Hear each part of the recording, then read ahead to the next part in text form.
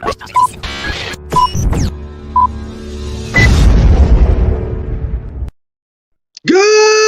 morning, Gardenia. Happy Monday. Welcome to Adam versus the Man. Been quite a weekend here. Thank you for joining us late. I want to knock on the screen. But is anybody still here?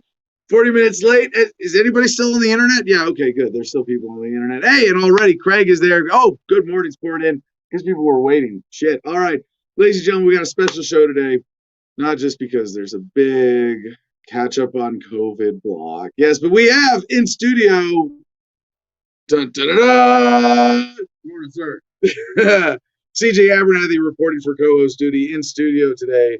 On your comments, already doing a great job. Should we show the whiteboard? Is this like? No, they're not ready for this. They're not ready for that. They're not ready for the whiteboard. Is it like? I want to show everybody why we're late this morning. I'm like, is there anything for pride? Craig has a question. Craig has a question. The aliens land Gardenian alter time. That's why we're late. No. See, Arizona, we're the one place where we keep the aliens out so they can't alter time. By aliens, I mean the feds, obviously. As co-host today, I'd say maybe with the comment contest should be, why were we late today? Oh. All right, well, here's your clue. Oh. Why were we late today? Nothing's secret or proprietary on that board, right? Now that we've already showed it. Well, it is the secret to freedom and how we're going to get there. It's like it's like the coded Adam versus the Man business plan that if you were in here for the meeting last night, you might have a chance at understanding. Otherwise, tough. Joey Lee, G.I. Mary Jane also joined us in studio. Really had an epic weekend here of a planning weekend, both for Adam versus the Man and Homefront Battle Buddies. So that's the reason we were late, though. Like, we don't need. That's not the comment contest, CG. You gotta do better than that. Oh, okay. You're in studio. So something about CJ being wrong in answers studio. only. Wrong answers only. I think that's what I meant. There we go. Okay. And if it has to do with something with CJ being in studio, then bonus, right? It was Alien OG. Kush. Something, yeah. What kind of weed is this? Weed? Green, man. No, this is AK-47 hybrid Prius purple Kush Allapalooza. Yes, all right. That's where we're going with this. We had a lot of fun this weekend. We smoked all the marijuanas. We're totally out here, so said more. With that, comment Jim Freedom, now executive producer, back in the chair this morning from Phoenix. Jim, producer notes, please, sir. What's going on? Thank you very much. Man, that was so great in Gardenia. I'm walking dead over here. I don't know what to do. I feel like a zombie. Too many marijuanas this weekend. It was a great time. I definitely got to go re-up. Potential side effect from smoking cannabis. You may not care about your job, and you may realize your job is lame and not give a fuck about waking up Monday morning after a good weekend, right? Yeah. Well, so welcome to the show, everybody. Late or not, join the public Telegram channel. We got t.me/Adam versus the Man. It's a great time. You can participate. Because we're so late, we're probably not going to get to every link we have set up in the link, so you can find them there, whatever we don't end up covering if we don't. Oh, no, we're going late. What, Jim, you think we're ending at 10 today? CJ will take over and land this thing if he has to. This is a 2-hour show, goddammit. Okay, fair enough. Well, still, even if we took 3 hours, it's still possible that we missed some of the links. So go to t.me/Adam versus the Man, and you can follow along. It does happen from time to time. After that, you can go to the website that has everything that you could possibly need to sustain a happy life. AdamVersusTheMan.com. You can go to the Patreon link there. It shows you the different levels you can support the show: $1, $5, $10, or even $50 a month. $10 a month is a sweet spot. That's going to get you access to what we call the Producers Club. That's our private Telegram chat conversation. We have all of our backstage fun there. So once you're a $10 a month better patron and a Producers Club member, you can go back to AdamVersusTheMan.com and shop the shop.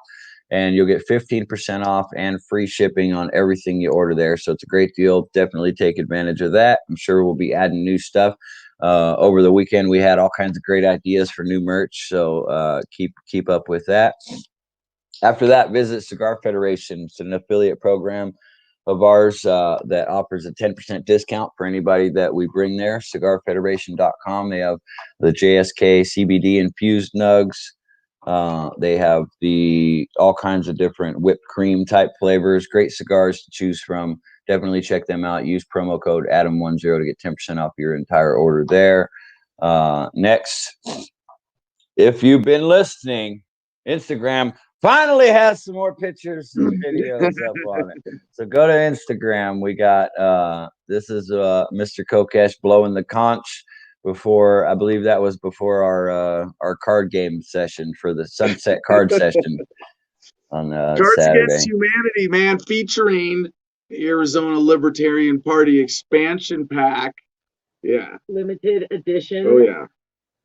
Yeah, we it was a good Cards time. Against Humanity like the cool kids. Yeah, it's pretty fun. That was a great time. That was really fun. So, and I think CJ was the one that won that, right? Even though he didn't even want to play in the beginning. We made CJ play and he ended up winning. CJ won, but he cheated. And I'd like to know how. He wants to know how he cheated. I mean, Yeah. I love do it more often. I love cheating at Cards Against Humanity. That's like my favorite game to cheat at. It's like the best thing to do. Oh, I take extra white cards. But we play Gardenia rules, so it's like you can take as many white cards as you need to make a good play. Like, and if you just got some cards in your hand that you just don't like, you can throw them out and replace them at any time. Yeah. So I exchanged. It makes the game funner, so that you have more options that'll be funny. You know what I mean? It's Yeah. Jim, you're gonna have to help me with comments because I'm not this Gardenian internet we've been talking about over the years. All it's gonna do is make me pop in and out of StreamYard. Yeah, probably. Comments will come in 5-minute bursts today. Yeah. It was in fact Jesus OG that we were smoking this weekend, according to Mary Jane. Mercedes reminded me of that in the comments. I took many marijuanas, I forgot. Yeah, there it was. It's awful. No, you were supposed to forget about Dre. Remember Jesus. Because they forgot about Dre. All right, is that all of our promos? I mean, I'm seeing promo code Adam. Whiteboard looks like you're trying to split an Adam. I I did take a picture of Adam. Any of that. I don't remember what they call the meme, but the conspiracy look guy or whatever. It's all delayed. See, look. Huh. Here you go.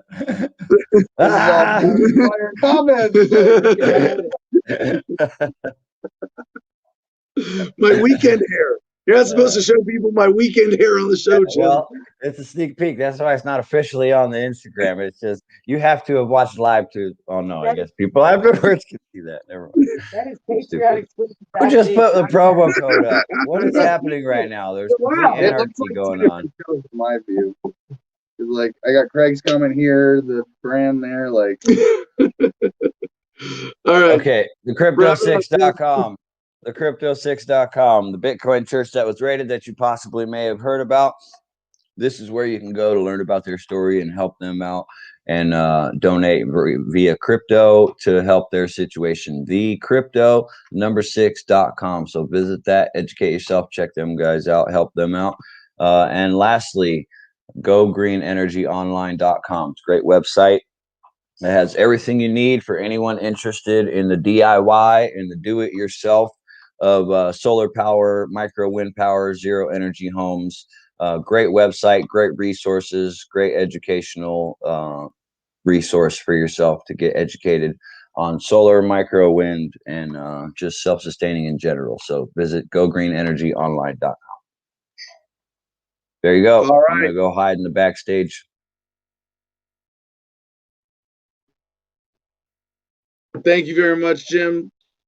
All right, now that we have CJ with us in studio, CEO notes, sir. Well, Adam, first, planned retreat here. I felt, like I said in the beginning, this is a team building exercise. This is us meeting each other. This is all of us getting together to not only, I don't think we have to necessarily sell ourselves a vision here, but we do have to establish the organization. We do have to do things functionally together that we can't do as well over the internet or in a different environment that is also team building. So I think in that sense, over the weekend, a lot of us were able to have these team building conversations and idea sharing. So for me, I base the success off of like this weekend and what we tried to accomplish by, did we all come out a stronger team from this? And do we have a vision moving forward? And I think that we clearly ad nauseum covered what we kind of see and how we see it in roles for people and setting expectations and goals and both organizationally and individually that I think that this is where we see the intrinsic value of having to have things like this both organizationally and for work hard, play hard. Yeah, when you put it like that, it makes me think a lot about the shift to remote working in the modern era, pre-COVID and post-COVID, but that there is a new need for people to feel like their efforts are part of a collaborative whole. And you can kind of replace people feeling like cogs in a machine if they all show up to the same parking lot at the same time and walk into the same building and they all punch the same time clock. But when you're all working remotely, as is the case with independent media in a lot of times, a lot of situations anyway, pre-COVID, right? We've always had a virtual team or I don't know, really an international team behind Adam versus the Man of people. Just like the Flat Earth Society, we have members all around the globe. And we've had people who, plug in, and especially in this last year, as organization has shifted, like the co-host team even. Like now with Mercedes and Ed as co-host team captain and co-captain, they have a sense of how that fits into the whole vision and, taking this to the next level. And it's independent media in 2021 is still a strange fucking beast, isn't it? Well, also we're also kind of pioneering through this, the virus era, and that fundamental transitional way to where these opportunities are inevitable. And so embracing that and figuring out how we can model an organization after that that's successful post-COVID, that's what's going to help set us apart. That's what's going to make us unique. And yeah, we can all show up to the same parking lot at the same time, Adam. But what are we doing in the parking lot? Drugs. Yeah, drugs before work. Well, I mean, and then what? Isn't that the great American tradition? Drugs and then what? More drugs? If you have a schmuck job, go to McDonald's, you park in the back corner, you smoke pot, and then you go flip burgers. Right. Like right? Isn't that? Right. But then you feel like you're a part of the McDonald's team because you're there. And like this is the new challenge in leadership and bringing people together as activists, is making people feel like their effort is part of a collaborative whole when they're physically isolated, or from people they think like or work like. And especially in the libertarian movement, a lot of what we do is online, is virtual, is collaborative, and it's very easy to lose people. And I feel like, oh shit, I've done this in the past, where like we have volunteers come in and it's like, all right, you do this, and it's like, and whoever's supervising them is like seeing them in a bubble without giving them the sense of, no, you're part of this greater effort. And on that note, I would say, I hope it's a part of what you all get from Adam versus the Man, is a sense of the great human family's effort right now, and to know that you have a place in world history. You have a place as a human being alive in 2021, that you get to play a major role in shaping the destiny of humanity as we go through this transition that is the hockey stick of the human experience, right? You can't say this about so many prior generations. I mean, if you lived even, just pre-technology, or if you lived 3,000 years ago, what are the odds of you having an impact that would, be your mark on history? Pretty insignificant. I mean, Adam, but today, are you starting a cult, according to the comments? This sounds like I'm getting culty. All right. Blood rot. Turn up the cult, or turn down the cult? Who is Adam? Cult leader? I mean, I mean, but the point going that to what you're saying, that we have this opportunity in really shaping how we want to see the future, and by building that vision and that foundation from the ground up, like you do here with everything in Gardenia already, as we've seen over the weekend. For example, like I like how the wind turbine out there, we get a little demo. I like how we get to see how the water flows and how to operate that. I like to see how, just people that, helping people in the camp kitchen and cleaning, the things that you guys are just perpetually doing over the course of a day. That's good for not only your mental health, being Mental Health Monday, and technically, and one of the things that is like, yeah, you could have 100 volunteers show up right now, but what would you do with 100 volunteers? Oh, I put more. Right, and easy. Easy. But you can also, but you can't just say meet up in the parking lot at 7 o'clock with no vision. Yeah. But 100 people show up at 7 o'clock, and you formulated a map and a chart and a dream idea. Then 100 people can get a lot done. Or they could all just do drugs, sit around, and not. That's cool here too. It just depends on the day, I guess. What's the weather going to be? I do attribute a huge chunk of my health and well-being to just regular outside labor activity. And there's something like I like going to the gym, like when I'm on the road and touring. I go to Anytime Fitness. Like every other day, do a little yoga every other day, something like that. And out here, I don't even think about that. Like I can't, like I have a weight set out here, but I used it more during the winter when it was impractical to do construction work or landscaping. And now the weather's nice. Like I don't even think about working out anymore.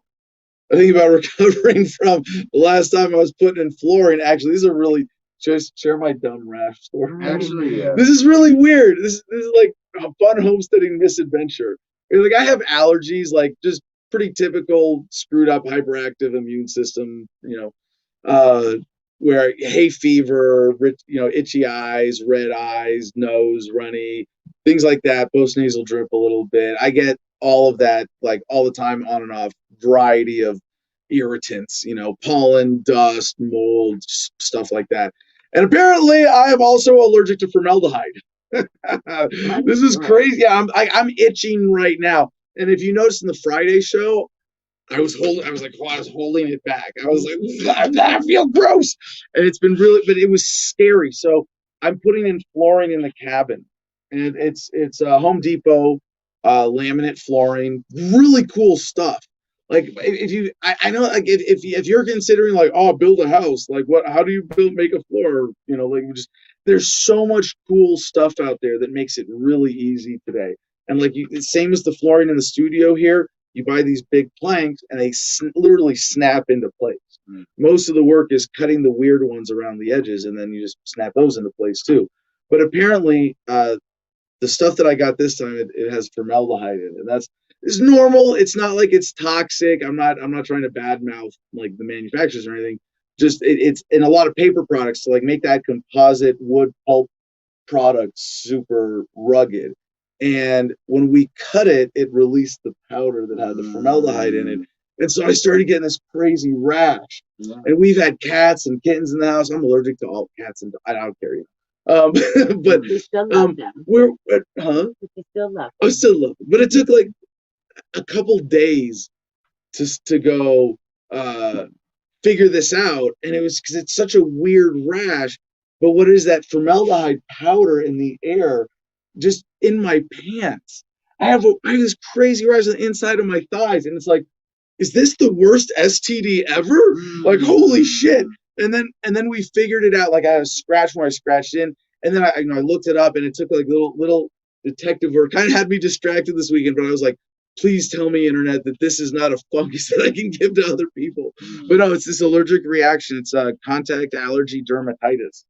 And isn't that nice though? Like, what you think about the power of the internet? How many people before the internet, people used to get weird rashes and freak out until they were gone. Now we only have to freak out for the 2 days it takes to figure it out with the help of the internet what it really is, and then you can have peace of mind. But it was also nice to know that like I can't share it with anybody else. It's not, it's not It's not like COVID. It's not. Yeah, I was gonna say.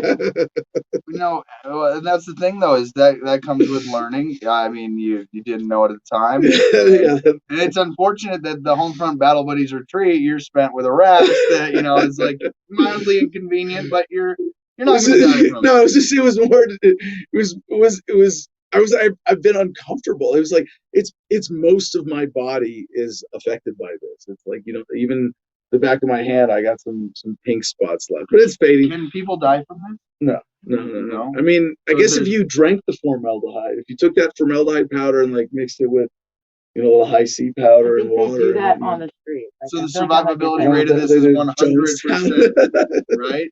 So it sounds like a good reason for the government to come in and say all your rights are gone because of this. No, when Gardenia declares independence, we need to tell them we have a formaldehyde rash outbreak here, and we need foreign aid to the tune of billions of dollars, and maybe send the Red Cross and Bill Gates and your vaccine teams, right? And we won't declare war, bio war on the U.S.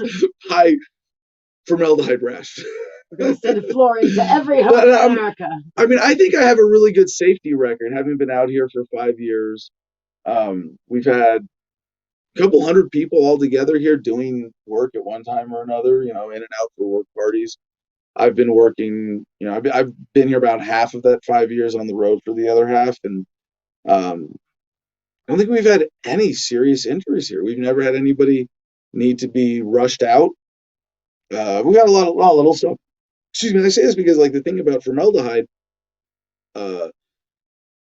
rash poisoning is I'm normally really good about protective gear. And this is one day I'm going to work in a t-shirt, and I had pants with a rip, and apparently the powder gets into your pants and rubs it into your skin. All right, enough gross rash homesteading stories. CJ's let's find a comment to change the subject. I'm in charge of comments today, and I'm getting delayed. And then Jim is, I think it's Jim. Jim's helping you, or it could be Mercedes. No, she's not on here, so maybe it's Jim pushing buttons, or it's delayed. So I pushed a button off. Yeah.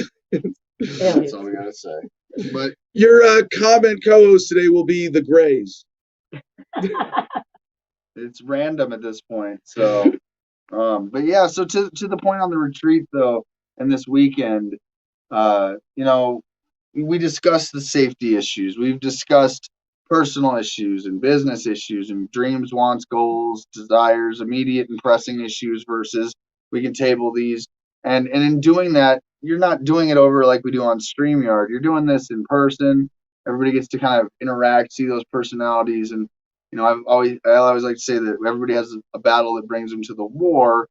And, we got to accept that, this person's coming from this battle and this perspective and grant that same, outlook to everybody that, we want you to be a part of this. We do want you to have that feeling like you belong to something because, that is, I think, necessary for camaraderie and team building. This doesn't work unless we can all work together. And so by doing little things like this is our first, that's just setting it like a bar, I hope the next time we get together as a group and we have more people that are going to come from outside that have been invited, that, we know how we're going to operate as a core team. And then when other people can come in, we want to draw it into where they want to feel a part of this. They want to be able to add something, because if you don't feel like you can add anything, you're wasting your time, our time. And this might not be the lifestyle or profession for you. You might not want to do this. So being honest in that, in your intentions and what drives you, this is the perfect team. We can all sit in a room like this and go, you see a vision, you see an idea, how, like I said in the meetings yesterday, I don't think anybody that's in here now has ill intentions or doesn't want to see us be successful. So we should grant that as well to each other, that, we want to build this team to go, I know Adam knows his responsibilities. I know Jim knows his responsibilities. Joey knows her responsibilities. CJ's got his responsibilities. And we can keep each other accountable, but make each other better in the sense that, I can step in for Mercedes. I could, in all reality, when I sat down in the chair yesterday, go, this is a lot of power here. You can feel it. You know, maybe I should have that skill to fill in for you, or, you know, maybe I should have that ability to, you know, I learned how to pump the water here in Gardenia to make sure the shower works. I didn't know that before. So it's the little things that you get to experience.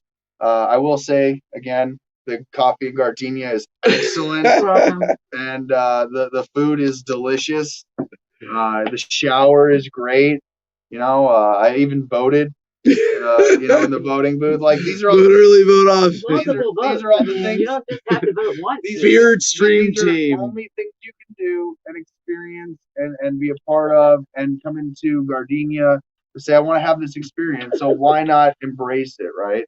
They want the beard, CJ. They want the beard. No, we have a formaldehyde comment from Anthony. Formaldehyde, yes, is used as an embalming fluid and used for fire resistance. Yes. So that's no. I guess I'm fireproof now. No, but excuse me. Sorry, too many COVID vitamins this weekend. But about what you were saying, CJ. What is it like? Some silly percent of human communication is nonverbal, right?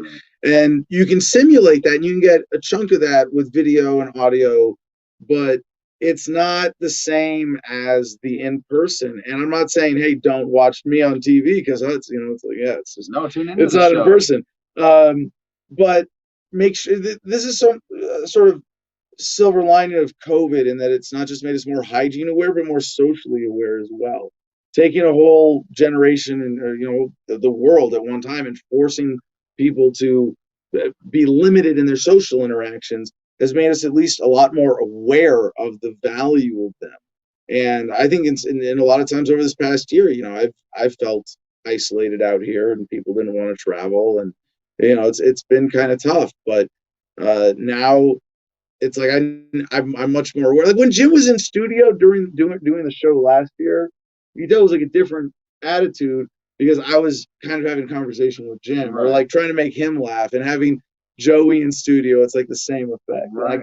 Like we're eventually somewhere on this whiteboard next year will be live studio audience organizing. We'll have a live studio audience here in Gardenia every day of the week. Right. We'll get there. We'll pay people to listen to me. Just for the record, that's what kings do, right? Another thing that I've enjoyed is driving down my road, right? I get to, to me, coming in the process of, getting to drive these roads and experience this, the nature out here and the air and these things. It's the environment. And I think that the show, having been here now, supplements more so your life into that 2-hour daily broadcast versus it's the broadcast and then I go out and I live something else. No, you're living exactly how you want to see it and say it and do it and develop it, because like I said, I remember when we were in the other, studio setups that we've had, and now to see it into this and to be here in person, from being just the guy the producer CJ from South Dakota, Meth Dakota, you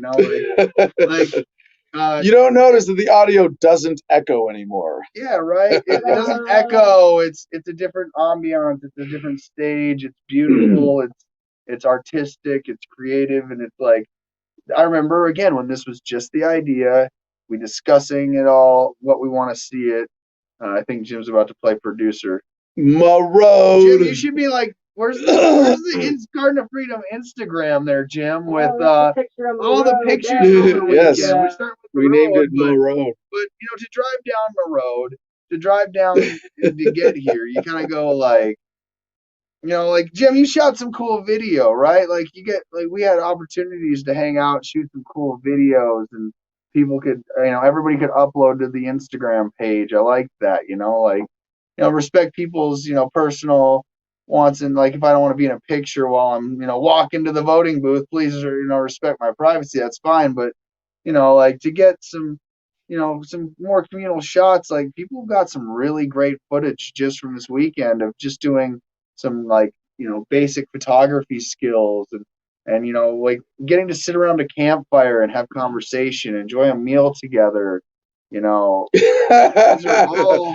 There's me unscrewing up my breaker box.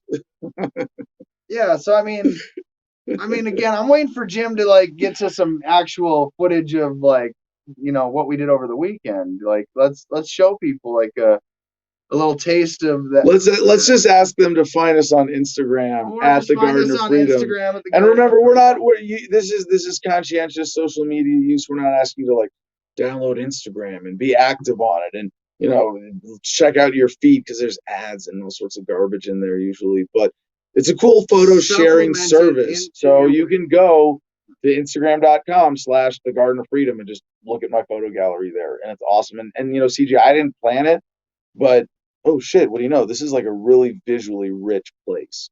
Not just like naturally pretty good. Spectacular views when you get up above the tree line, beautiful trees, the survivor trees.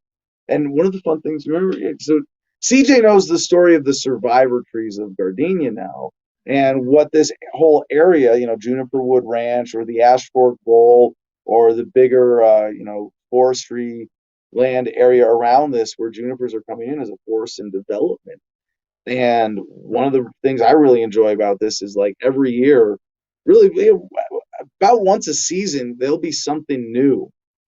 Like, oh, there's javelinas here now, or like, oh, there's that kind of owl too, or oh, now we have blue jays, and it's like every season there's something uh in the biodiversity of this area that is increasing that you can actually notice in real human lifetime living here, and even just like the textures and all the crazy crap that I've got out here, and the wood and the scenes and the skies and the sunsets, amazing. But yeah, it is like if you want to come out here and just take pictures for a while, and that would be your contribution. There we go. Now I'm talking. Yes. Now Jim's doing his job. Morning, Jim. And again, like playing set, learning that game, like those are all like little things that, like, yeah, that's just a sunset.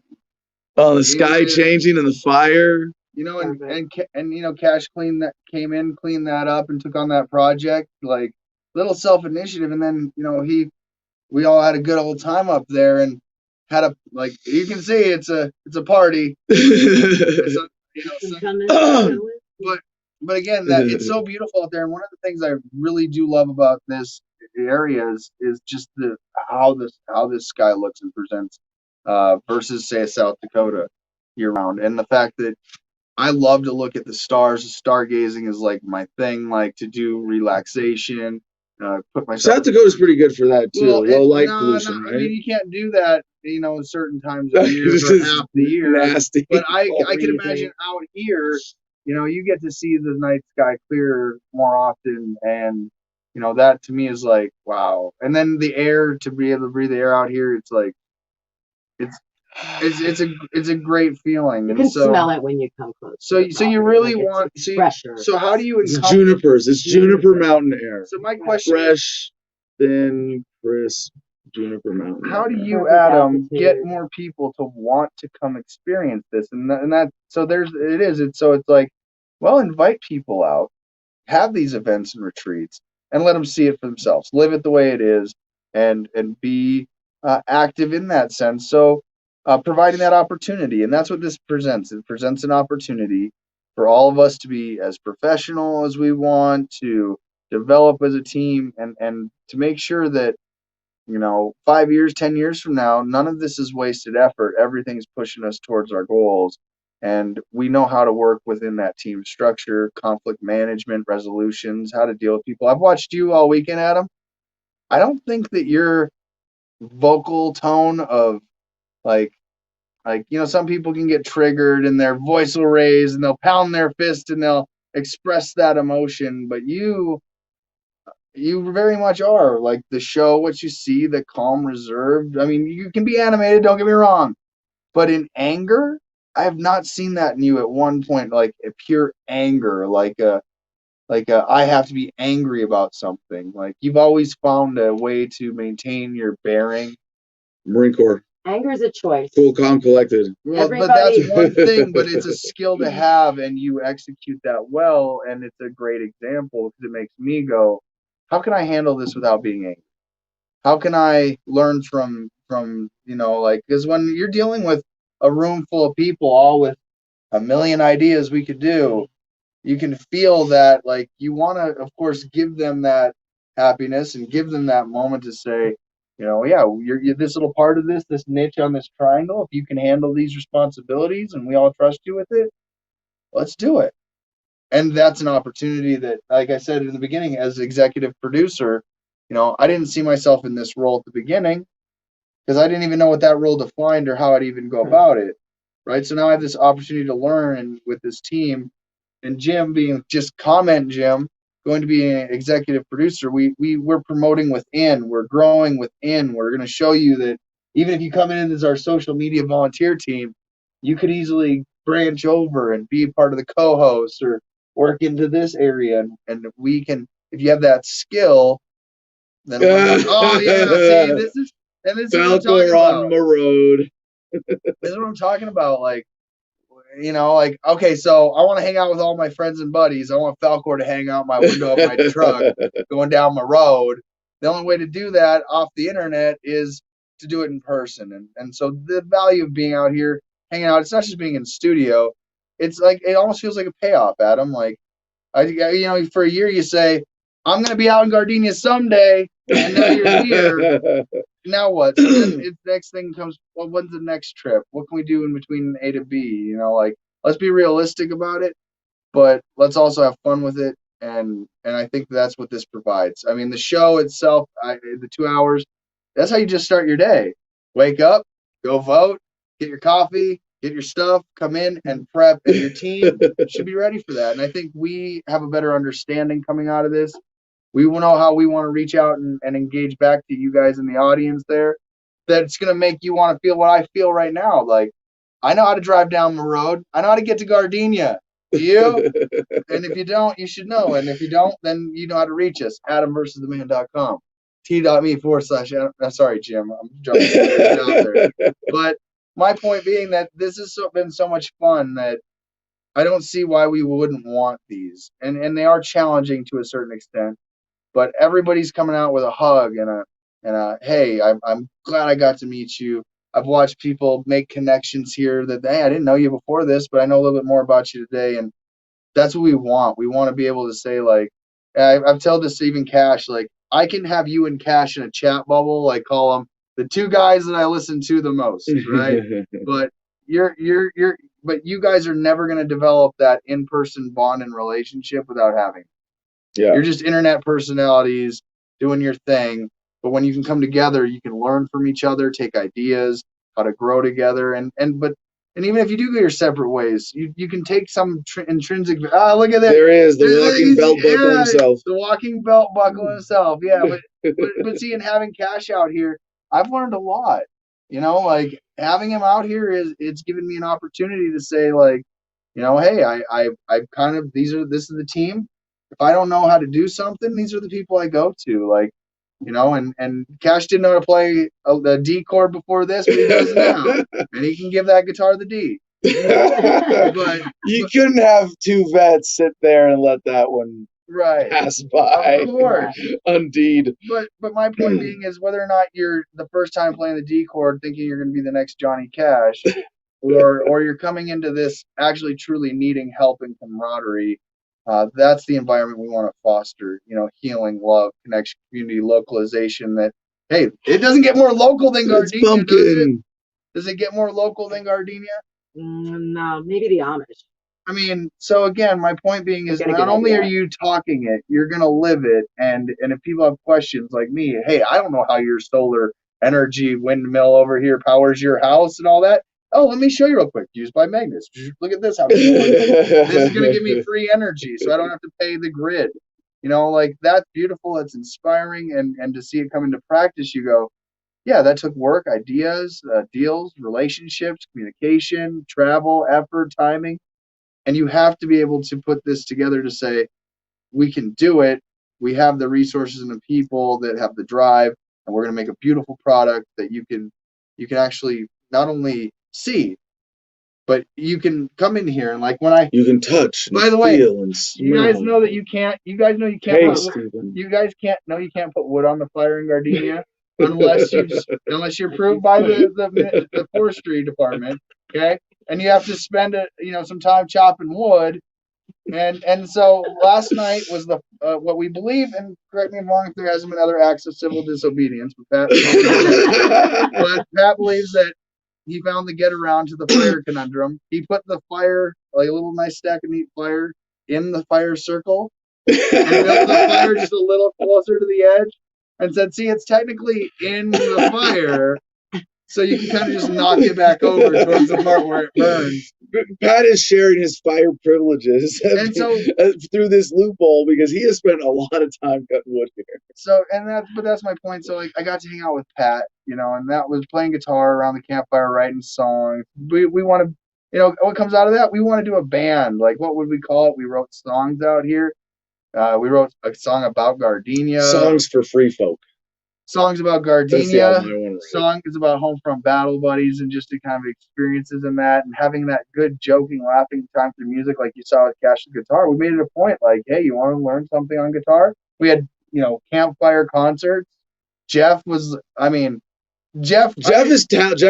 is truly talented. And and so he put playing with kittens in the bathtub, right? And smoking weed. There's Pat. How gardenia. Oh wait, there weren't any kittens in the bathtub. No kittens were harmed in the making of that photograph. Of course. So, but getting to be able to spend time like that, and seeing like, for example, Jeff pick up that guitar, and all of a sudden you're like watching him rip this thing, and he's like, "Oh, I'm a professional musician." Now all of a sudden, if you didn't know anything about music, you maybe get 15 minutes with him and get to pick his brain on that knowledge. It's the same thing with anything. So this retreat set up opportunities for all of us to be able to say, hey, let me spend an hour with you and talk to you while these guys are doing this, or let's work on this together. And, it's very much self-initiative. You have to have that initiative I'm a self-starter, like maybe with a little guidance to learn it first.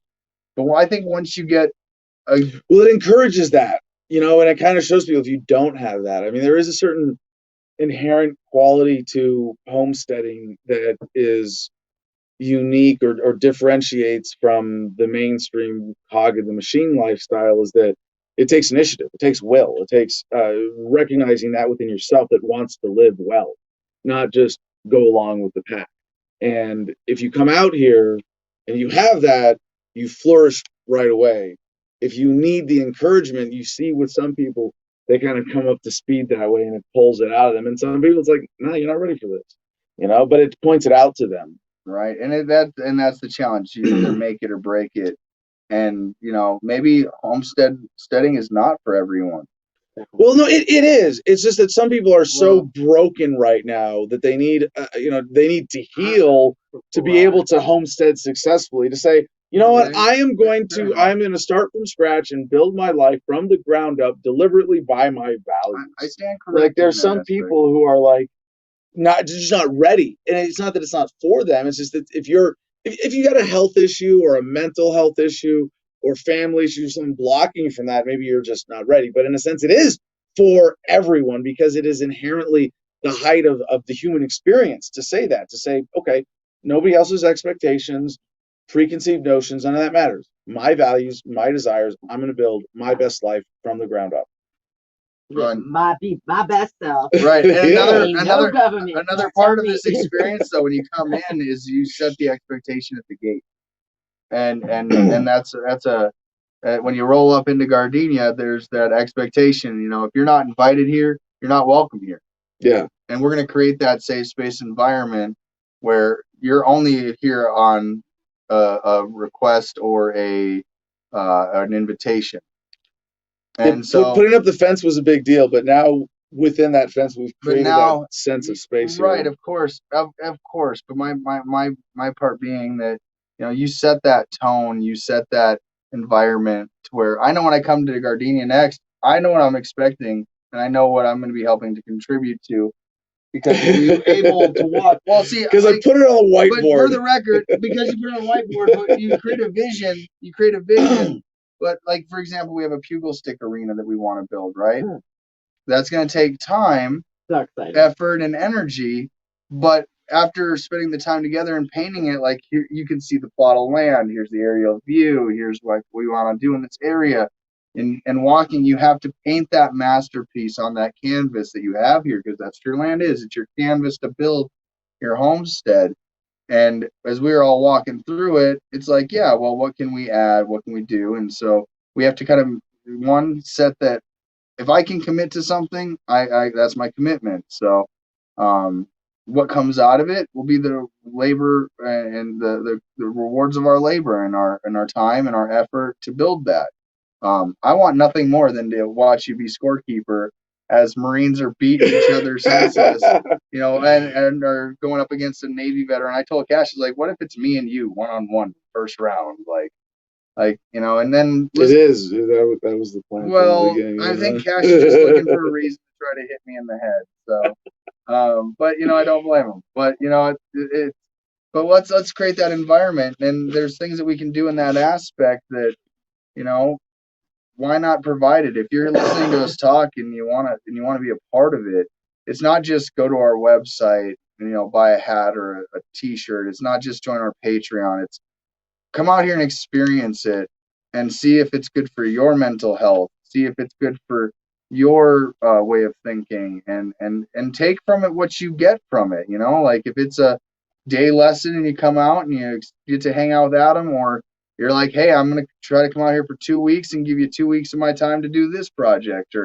that's really the best way to experience this for a lot of people. We've had a handful, because we've had a lot of people come for build parties, work parties, like over a weekend where, we got some fun construction project that requires a lot of hands, and, I get food for everybody and we party and get shit done. I don't deny that there's partying. The better experience is like people who come out and do sort of residency here. Like, Pat's been here for a month and a half, and we'll see if that develops into a more permanent role in his case. But for a lot of people, it's like, I had 2 weeks in between jobs, or I had a month, that I wanted to play with, I want to do something interesting, and like to come out here and experience it like that. I think that's really the best. I'm gonna make at least one person on the other end of that screen laugh. At least one, I know. Adam's like, well, why don't take a month and come out here and get in the best shape of your life? and in my brain, then once you say that, you plant that seed. I go, well. And then Ed's going, well, like, you're looking like here now. You're like, and I'm like, not as lean, not as mean. Yeah, right. And so I'm kind of like, still a Marine. Could I actually do it? Like instead of just talking, like, could I actually do it? Could you jump into a homesteading manual labor full-time job right now? Like trying to ease your way into it. And come to Gardenia and turn big rocks into little rocks, little rocks into sand. I mean, for a month, and you'll be in shape, right? But so I mean, we are running low on sand. I don't think you're any shortness of dirt. In trees, there's no word. Yeah, but I would say like that would be something that it'd be like a personal challenge. Like, can I do like a before and after of like an Adam versus the Man 1 month in Gardenia, like challenge, like what does CJ look like after a month in Gardenia, and living that lifestyle. I mean, I'd be open to the idea, because you set an environment where I'm not going to feel like I can't better myself, or I can't, work through any of my personal issues to the point where I can't get healthy.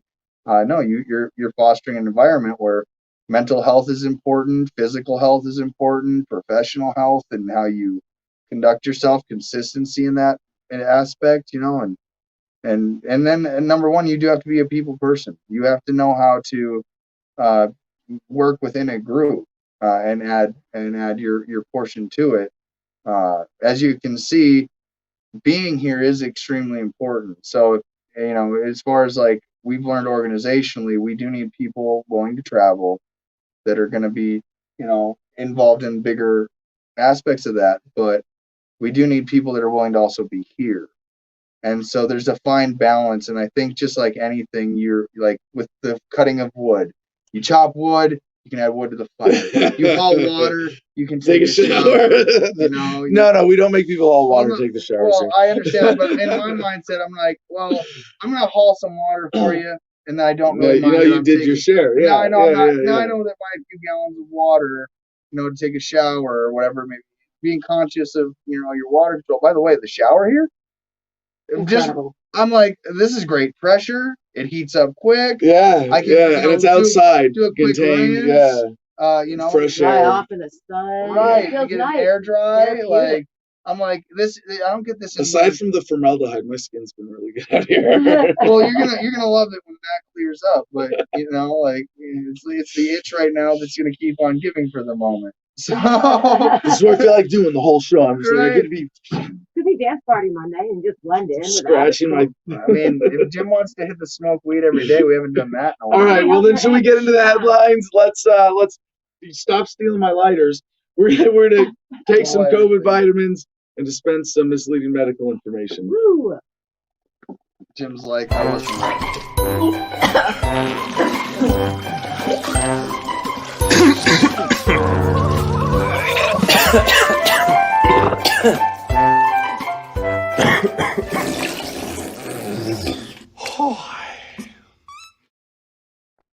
All right, studyfinds.org kicks us off today with this headline: COVID-19 alters human genes, explaining mystery behind coronavirus long haulers.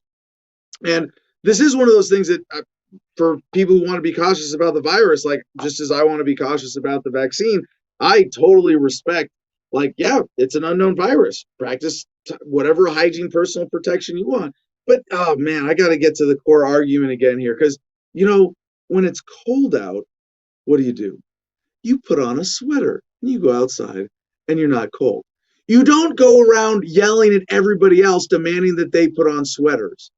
If you're afraid of a virus, you see where I'm going with this? You protect yourself. And if you want to protect yourself, like, this is a reason. There are a lot of unknowns.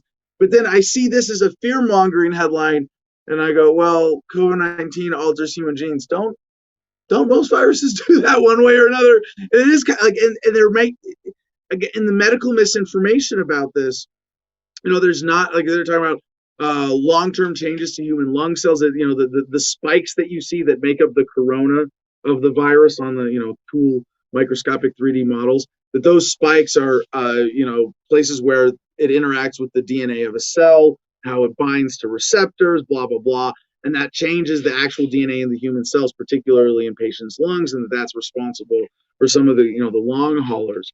And I'm still like, I'm not scared of COVID. It's not worrying, but I do share, there is a legitimate concern here. And one of the things that pisses me off more than anything else about this is just that we're not living up to our potential as a species for handling this bio event. That because we have government as the main paradigm of organizing society and sharing information, a lot of the information, even just about treatment, wasn't shared early on in this.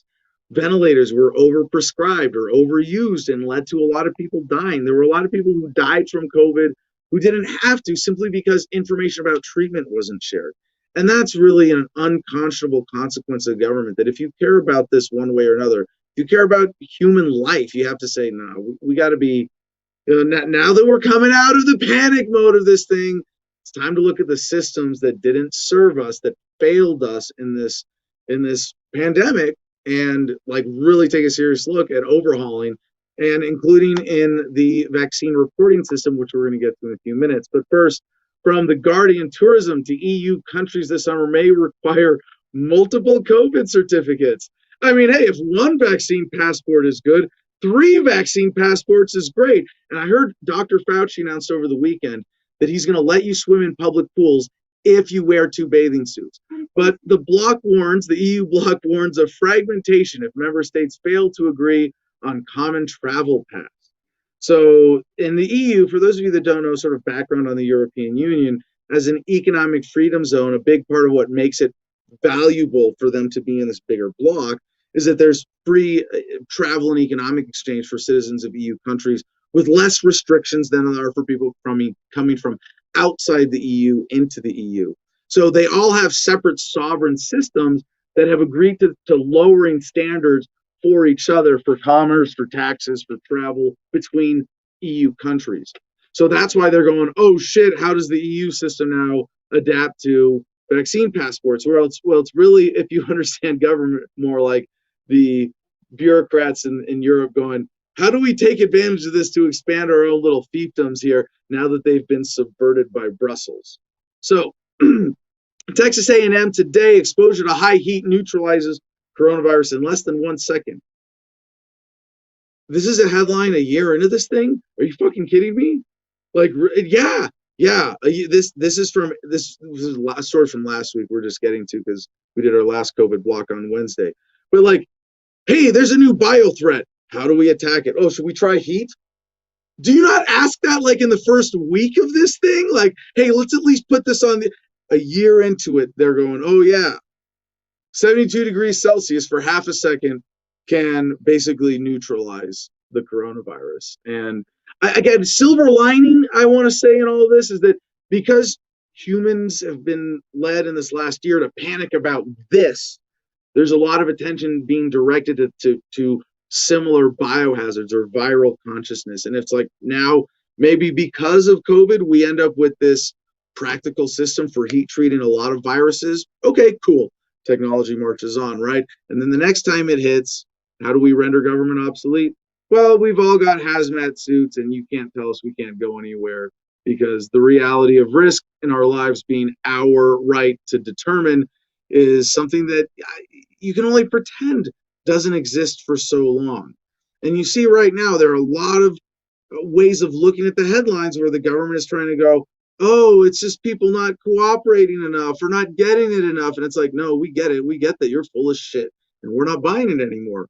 Which leads us to this next headline from the Associated Press. Iowa turns down 71% of available vaccines on weak demand. Isn't that like, ugh? And now there's just that headline. You know, I could deconstruct, unpack so much, right? I mean, Iowa, Des Moines. And you know what's interesting about Iowa that we haven't thought of for about 3 or 4 years is that Iowa is where primaries happen, right? Iowa straw poll for the presidential primaries in the old parties. Did they forget to make sure that the corn farmers got their sufficient doses of propaganda this past year? In Iowa, they're turning down 71% of available vaccines on weak demand because people there are saying, you know, the stuff that you've allocated from this federal system, no, we don't need it here. And there's so much tragedy in this too, because you could talk about misallocation of resources. That if you trust the feds, if you trust central planners to determine where medical resources go, they're going to go, well, let's give a ton of vaccines to Iowa. Oh, they don't need them? Iowa's turning down nearly 3/4 of the vaccine doses available to the state from the feds because demand for the shots remains weak. The Iowa Department of Public Health and Safety said the state asked the federal government to withhold 71% of the 105,300 vaccine doses that were available for the week of May 10th. This is the second week in a row that the state has asked the feds to hold back part of its allocation of vaccine doses. Can you hold back the taxes that you're charging these people to pay for these things? No, you can't. But that doesn't matter because you see the racket kind of exposed now. We had the federal government spend our money, or yeah. Possession is 9/10 of the law, and the law doesn't matter here anymore. But right, it's spending federal government funds on pharmaceutical companies producing vaccines that don't work and people don't want. Doesn't get any more status than that. Now, in the news sharing or the information sharing part of this, NBC News has this headline: COVID vaccine safety system has gaps that may miss unexpected side effects, experts say. Yeah. The U.S. is relying on a patchwork network of vaccine monitoring systems. We've talked about this with VAERS, the Vaccine Adverse Event Reporting System that is currently in place. And as the story goes, this is relevant already because the quick detection of an ultra-rare blood clotting reaction in some COVID-19 vaccine recipients showed the power of a federal warning system for vaccine safety issues, but experts worry that blind spots in the program could hamper detection of other unexpected side effects. And again, it's really sad just how government slows things down. Like, all right, so people want to try the vaccine. Can we figure out how effective and safe it is so the rest of us who want to be cautious about it can say with confidence, we're going to take this one or we're not going to take this one? No, because government's in charge. A couple other things about this story. Other potentially dangerous, unanticipated reactions to vaccines may not be so obvious in VAERS, a system that is believed to miss many potential side effects, or in the nation's additional monitoring systems, including Vaccine Safety Data Link and the CDC's new phone-based tracking system, or tracking program, VSafe. And you think about this, you go, well, if you're the government and you want to confuse people and look like you're doing a lot, hey, we don't just have one vaccine reporting system, we have 3 vaccine reporting systems. So at any one time, you can only get about a third of the data. The confusion is deliberate here. It is engineered. This is absolutely not an accident. It's not a bug, it's a feature, because government isn't a program designed to serve you, it's designed to serve them. But even the best trials, back to the vaccine part here, but even the best trials aren't large enough to capture all problems, especially rare ones if they occur only in certain groups or outside a specific time frame. This is what I've been saying all along.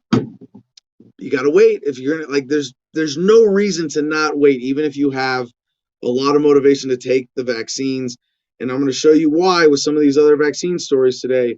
There are a lot of people refusing to take vaccines, even places where they're being highly pressured to do so. So it's important to track side effects once vaccines are distributed throughout the population, an effort known as pharmacovigilance, your word of the day, pharmacovigilance, to ensure not only safety, but also public confidence.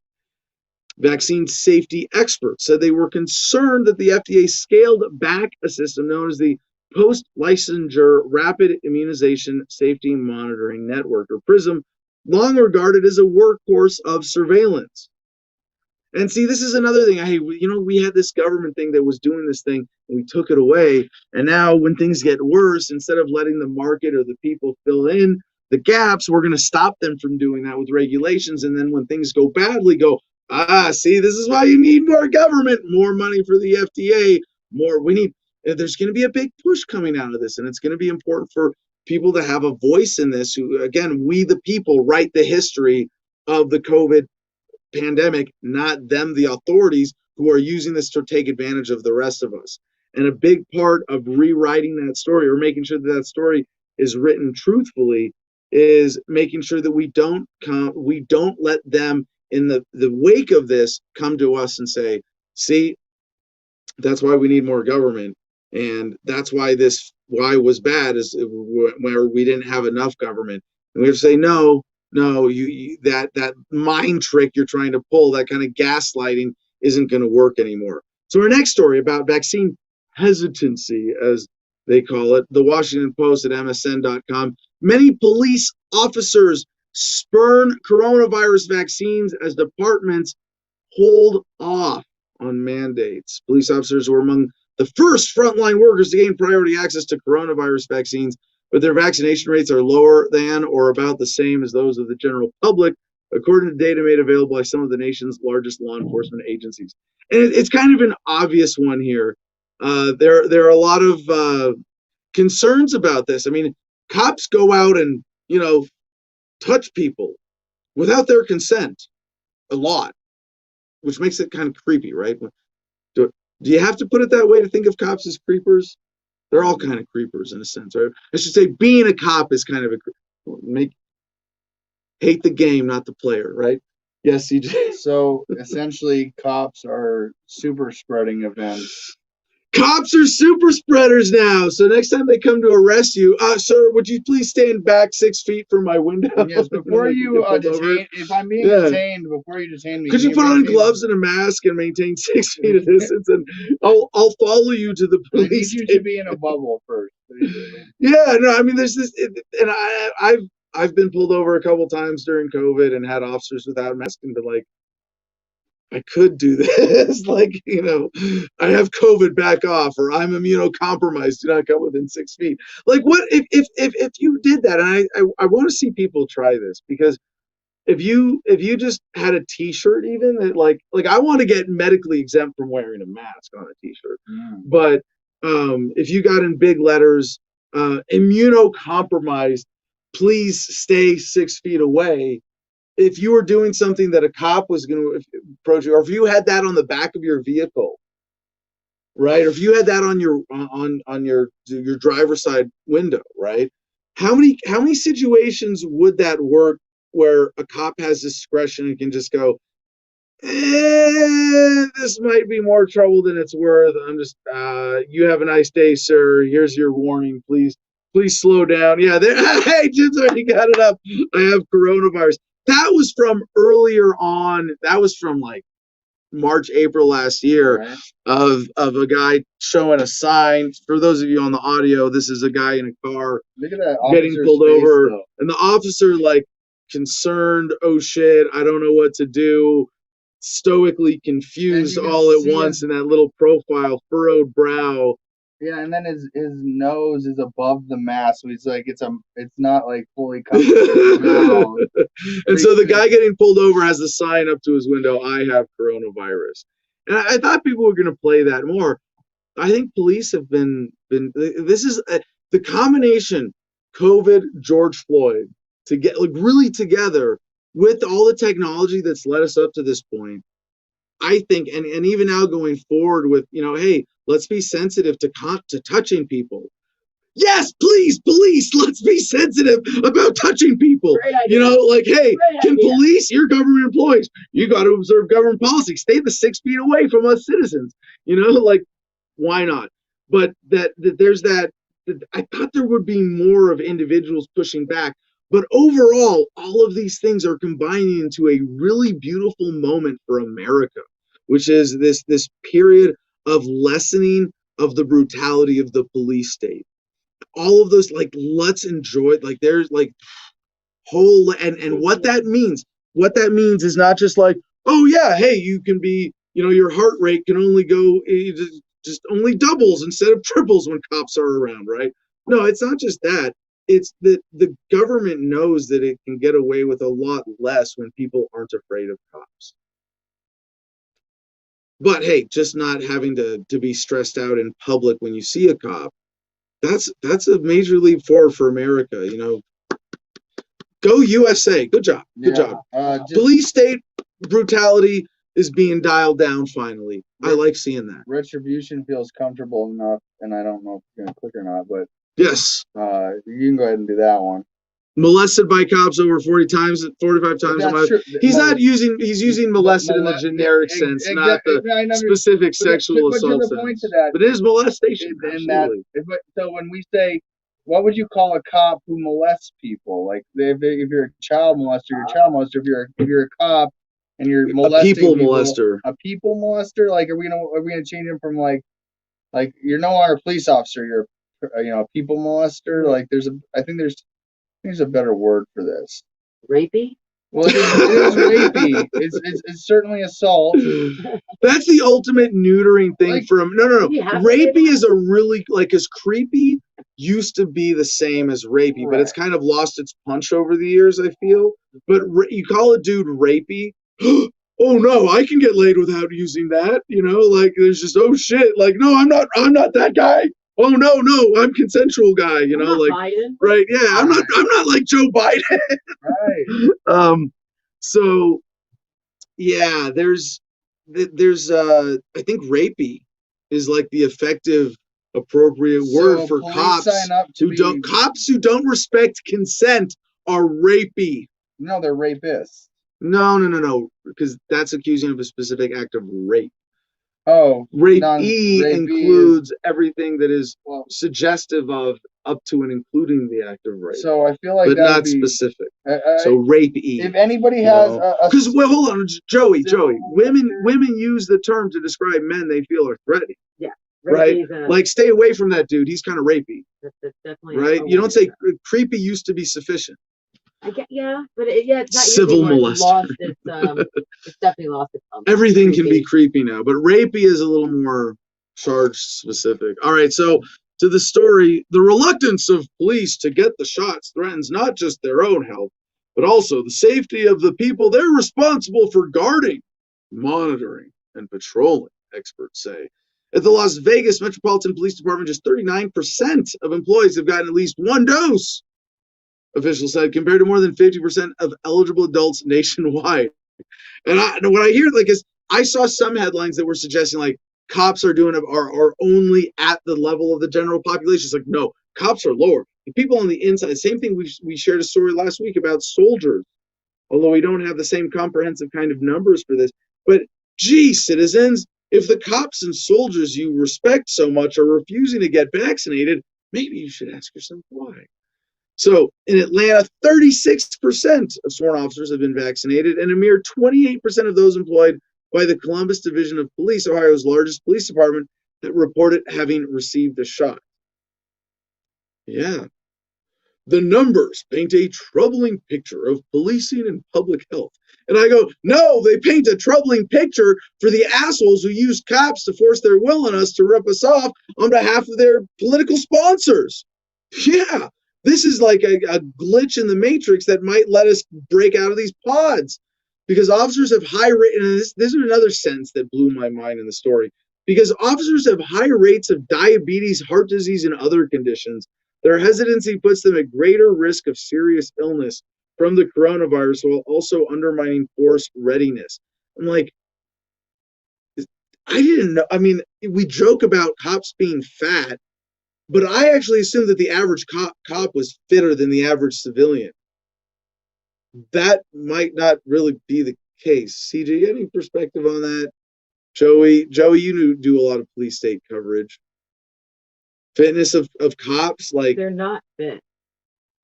I've seen one or two, in shape cops that look like they go to the well, then there's the gym roided regularly. out angst fuckers. Well, there's that too.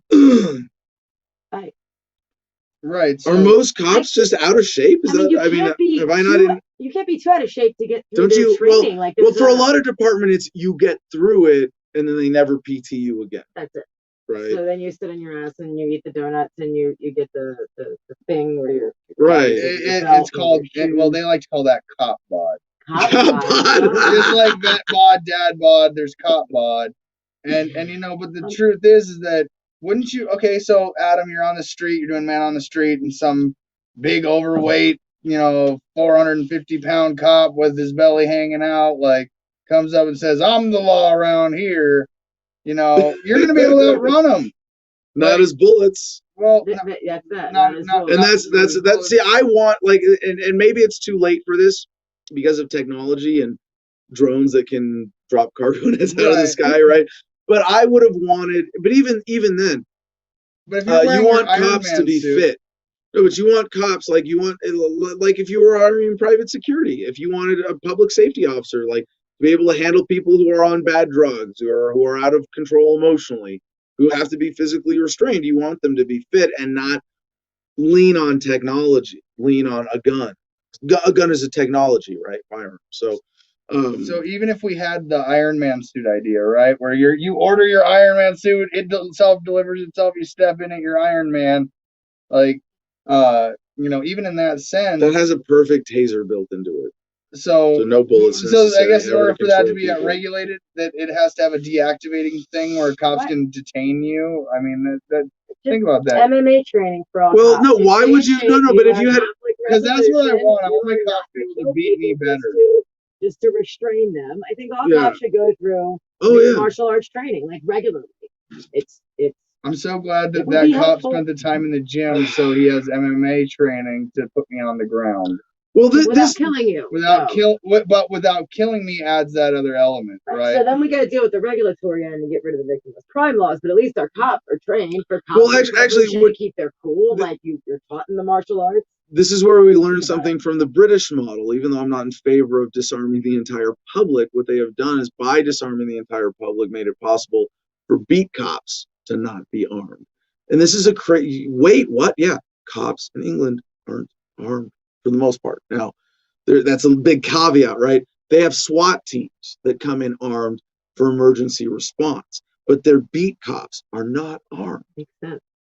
And that's like, and you think, well, what's the actual, like, we combine these forces or these functions of safety and law enforcement all under the one rubric of being a cop, police in the United States. And it's like, no, mental health emergency, don't send a guy with a gun, bar fight. Don't send a guy with a gun.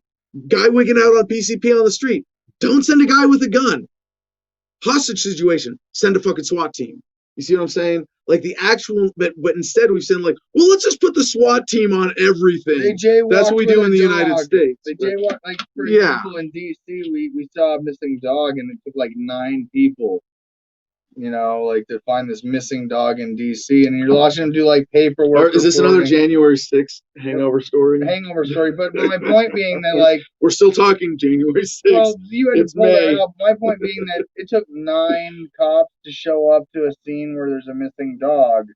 There's like there is an inherent, overshow of force even for a missing dog, let alone somebody that needs that emergency scenario. So escalations of force is no different than having situational awareness. I have a buddy of mine who committed suicide by cop, Marine Corps veteran, wielding machetes. Yeah. Most likely on something. Take that option away. Yeah, and that's and so now those cops have to live with that. And my buddy's family have to live with that. But if but how many cops out there would say, "Man, fuck, I wish I had a really good taser and was trained how to use it because I might not have shot a couple people, even though I was justified and I was cleared and I have a clear conscience about it. I really should have demanded from my superiors that I had better non-lethal weapons and training." You can't act like this doesn't affect the cops in some individual accountability, but on a personal level, and then what you see with the George Floyd, cops are victims in this too. I mean, for the most part, cops are victims. A lot of the asshole egoist cops, they have an actual conscious will in setting themselves up to be assholes. But by and large, cops are victims of the system that sets them up to be cops and puts them in these situations. Right. So back to the story. Police hesitancy also means officers may be vectors of spread to vulnerable people with whom they interact during traffic stops, calls for service, and other high contact encounters. Excuse me, that could thwart efforts to restore community trust in a moment of heightened scrutiny after last month's conviction of ex-officer Derek Chauvin and the killing of George Floyd. I'm like, yeah, we don't want the community to trust the cops anymore because we shouldn't. This is part of it. Is like, yeah, and that lack of trust means if we're going to even accept you being in our communities at all, you're going to have to change. Sharona Hoffman, a professor of law and bioethics at Case Western Reserve University, said, quote, "Police touch people. Imagine having a child in the car who's not vaccinated. People would want to know if a police officer coming to their window is protected." Now, there's so much bullshit on the vaccines, but looking at the good side of this, again, this forces cops to be a little more reluctant to touch people, and that's a good thing. Be less rapey. Be less rapey. CNBC.com. COVID vaccinations are slowing in the U.S. as supply outstrips demand. How states are targeting who's left. Whoops. And yes, the left is definitely outstripping the right on who's getting targeted. But yes, there is a certain targeting of the left, as the left SJW mentality tends to be inclined to trust authority on health issues a little bit more, to follow along and to be manipulatable by fear of things like this. Whereas on the right, they scare you with terrorism and bad guys. But on the left, people are more prone to be afraid of a virus or a biohazard and to trust authority in this case. But really, it's what is this misallocation of resources from? Government and who's getting rich and who's getting screwed? After months of a steady climb in vaccinations, the U.S. is experiencing its first true slowdown in the rate of daily shots. Now, for those of us who are, I'm not vaccine hesitant. I'm vaccine conscious, vaccine cautious. So, like, how does this affect someone like me in this? Well, it means that it's less likely that I'm going to be alone, right? That I'm going to be a tiny minority. It turns out it's actually the majority who are going to be not vaccinated. And the reason that's such good news right now is it's going to be a lot harder for the powers that be to impose restrictions based on vaccinations. But that's not stopping some governments from trying, as we'll see in a minute. Meeting existing vaccine demand is no longer the main challenge, and states are employing strategies to address access and hesitancy barriers. Dr. Jennifer Cates, an expert with the Kaiser Family Foundation, does not believe the short-lived J&J pause was a significant factor in the slowdown. What that means is that the slowdown is more fundamental. That's a good thing. But they could. It's not like people suddenly stopped getting the vaccine. They're still. It just might take longer for them to get to that critical mass. If they get to the majority of Americans vaccinated, and we're in the minority as those who haven't gotten it, then we might have different dynamics here. But there is one other issue here, that if you got vaccinated, you might be a threat to people who didn't. And this is one of those things where, again, significant rumors, we covered this last week, that women who are around people who have gotten the vaccine, even if they have not gotten the vaccine themselves, are having their periods affected. And this is sort of in, this thought to be similar mechanism to the blood clotting cases and things like that. But either way, like those of us, like here in Gardenia, CJ, you haven't gotten the vaccine, have you? No. Joey, you haven't gotten the vaccine, have you? I indeed have not. Pat hasn't gotten the vaccine. Do we need to say that if you have gotten the vaccine, you're a biohazard here?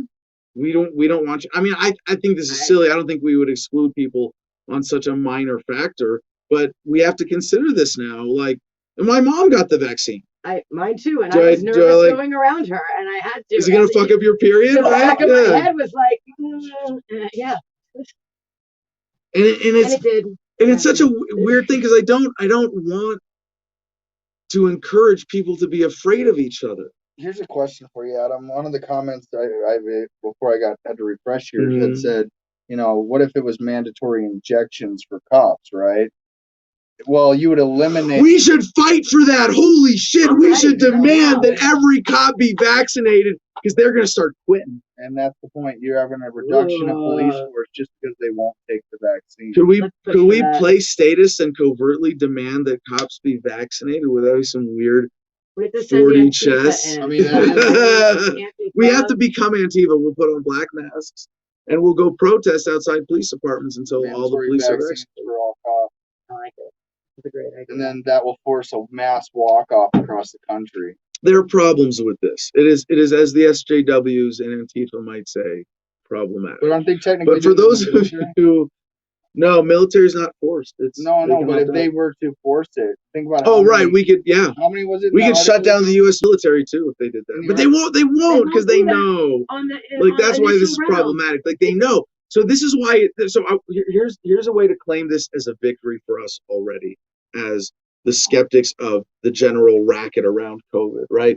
Because if we had not been here being skeptical and the voice of caution this whole time, and everybody in the military was accepting or like you had 90% acceptance of the vaccine in police and military, it would. Over time, like if they came, they would get away with making it mandatory. They would be willing to lose 5% of their forces. You want to go to Iraq? You need what shots to go to Iraq? Already you need a bunch of shots to go to Iraq. But maybe if they had been, so like right now, if they said military, police, mandatory vaccines, how many of the force would leave? Just rough estimate, right? Right now, it might be like 50%. Would be like, yeah, you know what? I'll just phase out, or that's how bad the public sentiment is, or good as in appropriately negative on the vaccines is right now. And if it wasn't true, if it was 90% instead of 50% would take it in the military and cops, the Praetorian class, you know that term, CJ? Yeah. Praetorian Guard, those who guarded the Roman emperors. I use it now to describe cops and soldiers, the ones who are the Praetorian class that protect modern day the establishment. Yes. And so if the Praetorian class was 90% willing to accept it, and they said, okay, well, now it's required. If you're a cop or a soldier, you must get the vaccine. And then you got that 10%, it probably splits halfway. Half go in. All right, only fuck 10% of people were. But if they lose 5% of their force, they'll go, and then we can force on everybody else. Right, but think about this though: if only 10% of the military needed the vaccine, let's say this wasn't COVID and only 10% needed it, they'd more likely talk about excluding you from being able to enlist if you had certain medical. Yeah, no shit. They would say if you had the vaccine, you can't serve. That would be so weird. Yeah, there's so many weird fault lines this could split along. Right. As we're coming out of COVID season. But the point always being that they're going to make it through that individual choice of autonomy. Do you own your body? Are you going to stick that shot in your arm? Are you going to do it?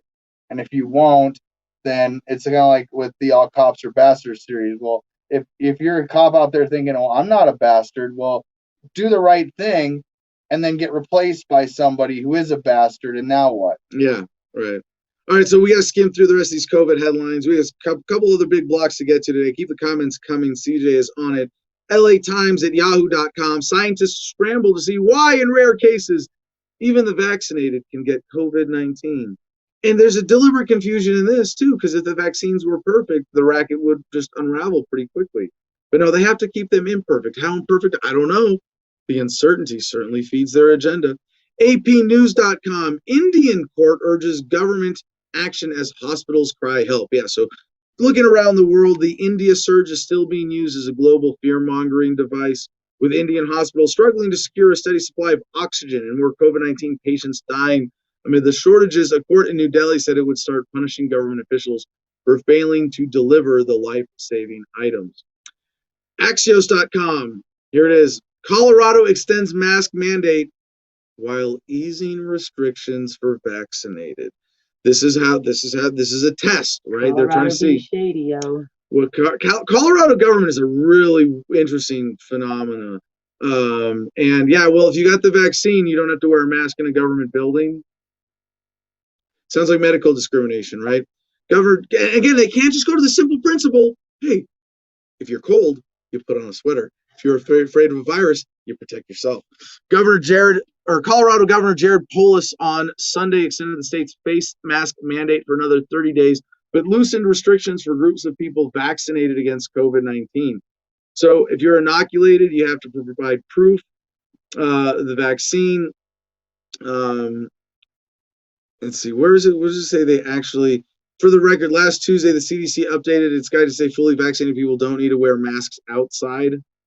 You are supposed to Before wear masks. that, I've seen. is that Colorado? You're supposed to wear That's masks Colorado. outside. I saw a guy in Colorado. Hell, they don't have helmet laws in Colorado. Bravo to them on that. Your choice. But the mask's not. So I've seen people driving On a around motorcycle with a mask and no helmet. Holy fuck. Wow. Multiple people. It's fun times in Colorado. It makes a whole lot of sense. I went hiking in Colorado and I was up at like 10,000 feet. And I'd been walking for like an hour, 2 hours, and I started coming back down. So I'm up there. And somebody walked by and put their mask up as they were walking by me on this trail. That's like, it's not a beginner's trail. You're not going to be up there unless you're healthy. And still, the mask as they walked by me in 10,000 feet up in the air. I think riding a motorcycle with a mask and no helmet has got to be the ultimate icon of government making people stupid. Crazy. Or do stupid things, really. Anyway, we gotta zip through headlines. French police thwart weekend underground parties defying curfew. And it's like, yeah, good job, cops. You stopped that party from happening. Way to go. Yeah. Police also used tear gas to prevent dozens of others from trying to sneak in despite efforts to clear the premises. Yeah, underground parties in at least 2 cities, while police managed to prevent organizers from staging a mass rave in Paris. Ugh. Reuters, euphoric clubbers at dance floor again as Spain trials digital COVID-19 pass. Don't think this is going to last. I don't think they're going to be able to make this too sustainable with vaccine passports or passes. But multi-pass? This is how they're trying. Mandatory face masks could not conceal their delight as clubbers in the Spanish city of Girona moved. If they're wearing a mask, how can you tell that they're the one who's matches the paperwork, right? It's like going through the airports, like TSA checkpoints. I had some fun with this on my last trip. I'm still waiting to tell that full story when the liability's gone. But like, you have to wear a mask going into the TSA checkpoint, and then you have to take it down when you're face to face with the person checking your ID and your boarding pass. Now they have screens now, and a lot of them. But I remember at the beginning of this, you'd be like, "Yes, I'm the one on my ID, and you have COVID now." So around the world in Moscow, from StraitsTimes.com in Moscow, Big Brother is watching and recognizing protesters. And this is just sort of like because they care. Officials hailed Moscow's massive facial recognition camera network as a benign aid to residents that would enforce quarantine restrictions. Oh, that's so benign, forcing you to stay in your home because of an imaginary bio threat. Catch criminals and even let them pay subway fares.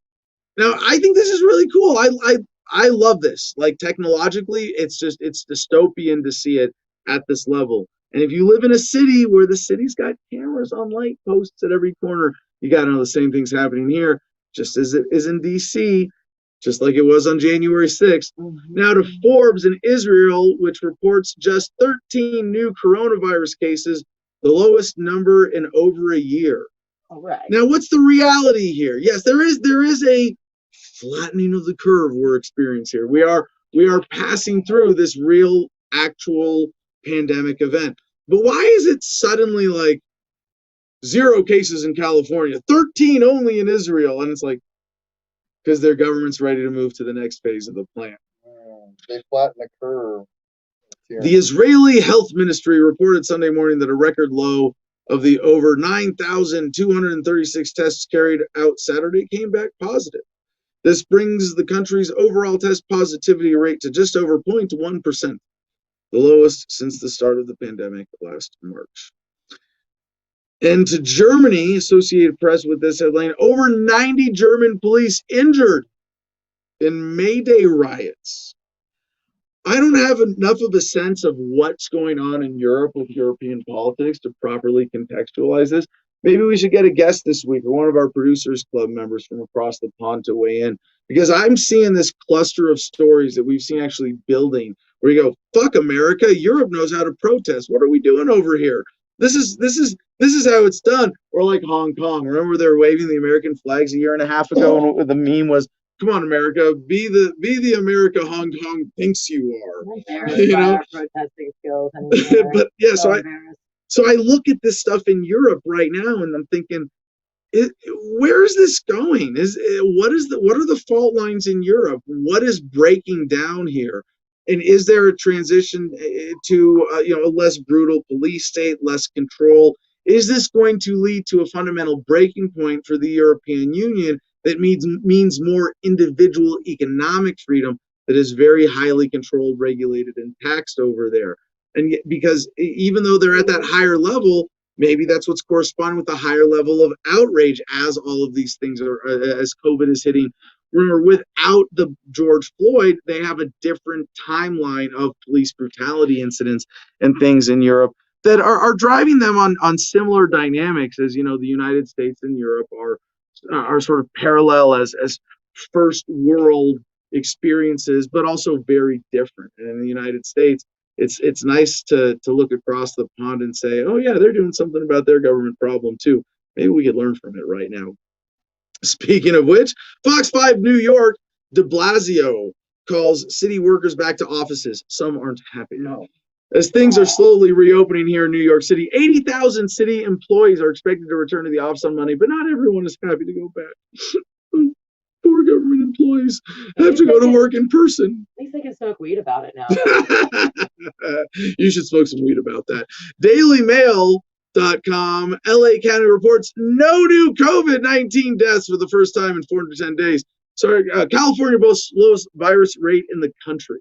And I think there's a bigger narrative manipulation here because, well, we cracked down so hard. That's why we're doing so well. And then you do the Florida comparison. You go, no, not really. So there's some manipulation here. What it is, I don't really care to deconstruct it any more than this. But LA County, home to more than 10 million people, recorded no new deaths from COVID-19 on Sunday.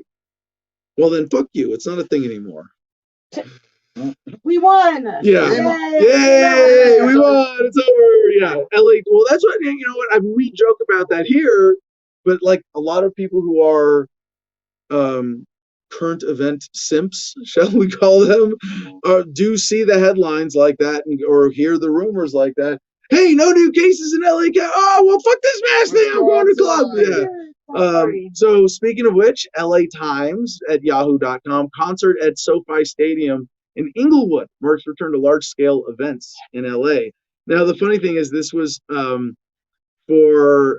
with Prince Harry, and this was a big pro-vax thing. So, it was for frontline workers. Yeah, excited yeah. for a moment. Come on. Capacity will be limited. People will be assigned a seat after going through security. Current county public health guidelines limit outdoor events, blah, blah, blah, blah. But yeah, this had Prince Harry on stage to standing ovation.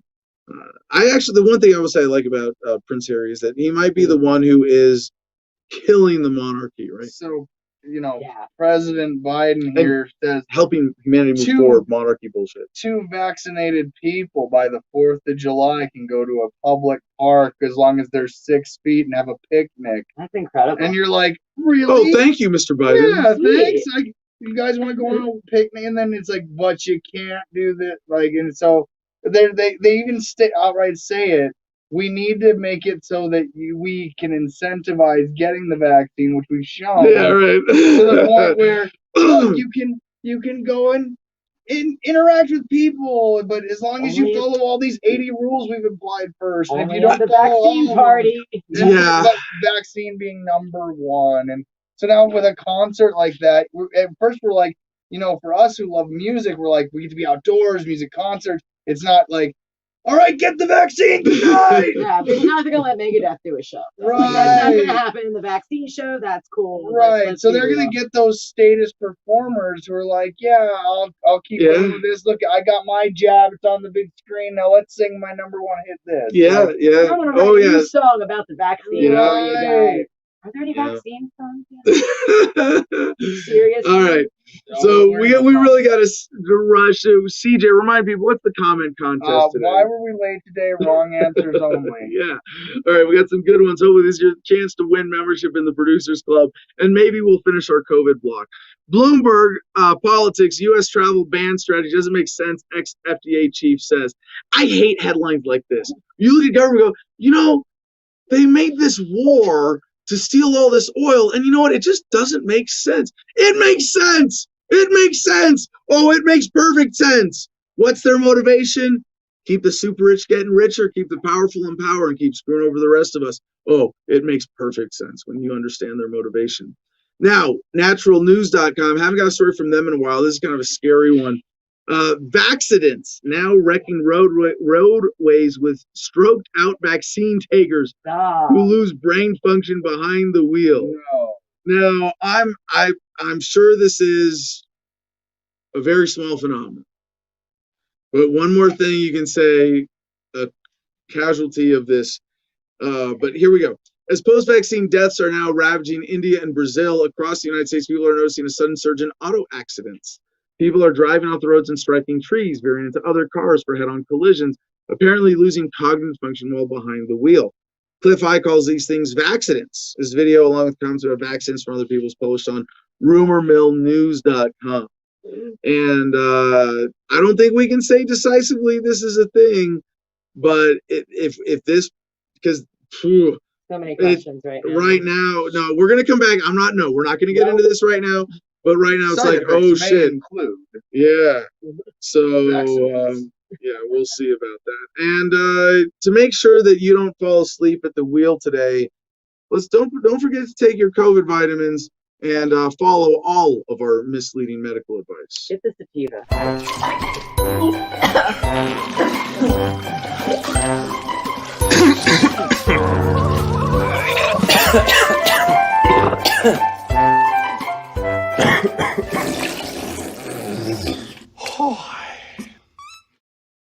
All right.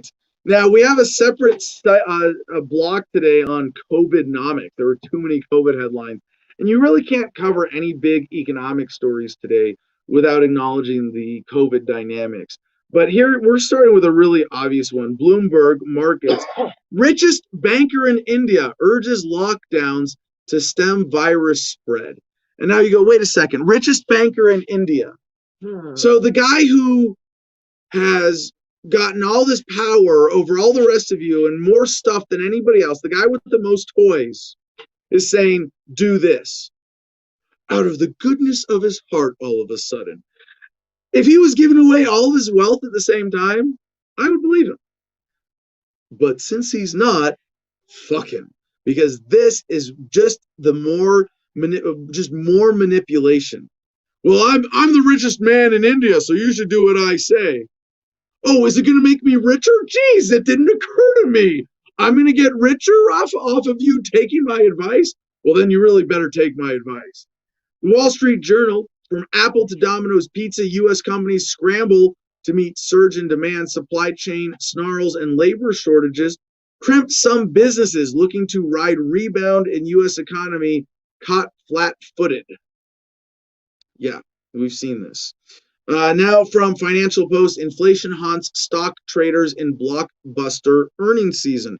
The most pressing question is whether the return of inflation spoils returns and eats into corporate profits.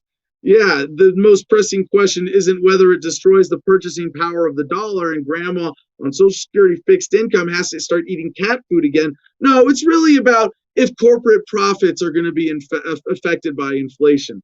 Are these inflated profits really an effect of the monetary supply being inflated, of printing more money? Oh, yeah, that's how they get these numbers up. No kidding. So this is not a unique to America phenomena as we go to Bloomberg at yahoo.com. Greed, bankers, and politics star in Danish negative rate debacle. Yeah, and we don't have time to get into this, so I would again point out links in the notes at t.me/Adam versus the man, somewhere on T. There it is, our public Telegram channel.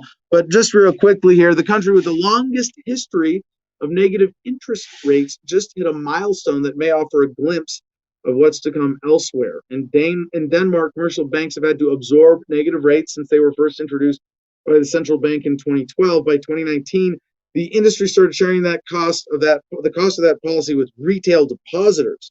Today, Danes are the world champions in bearing the burden of negative rates together with their banks, with 35% of deposits affected.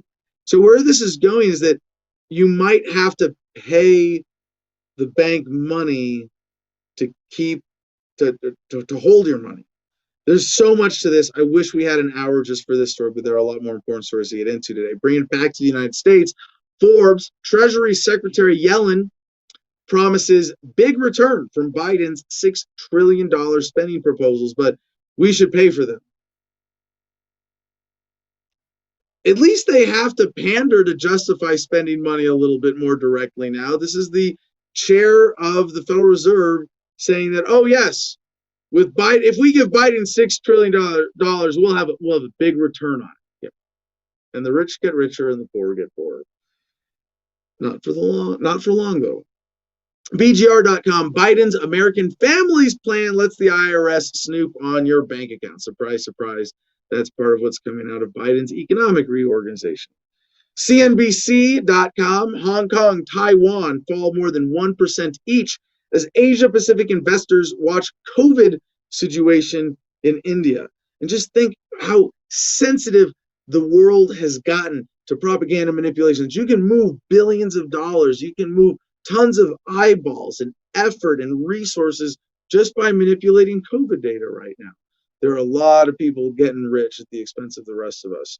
Now back to the United States here. Axios.com, administration hits road to sell infrastructure plan, giving President Biden the chance to pose in front of a train and be that guy again.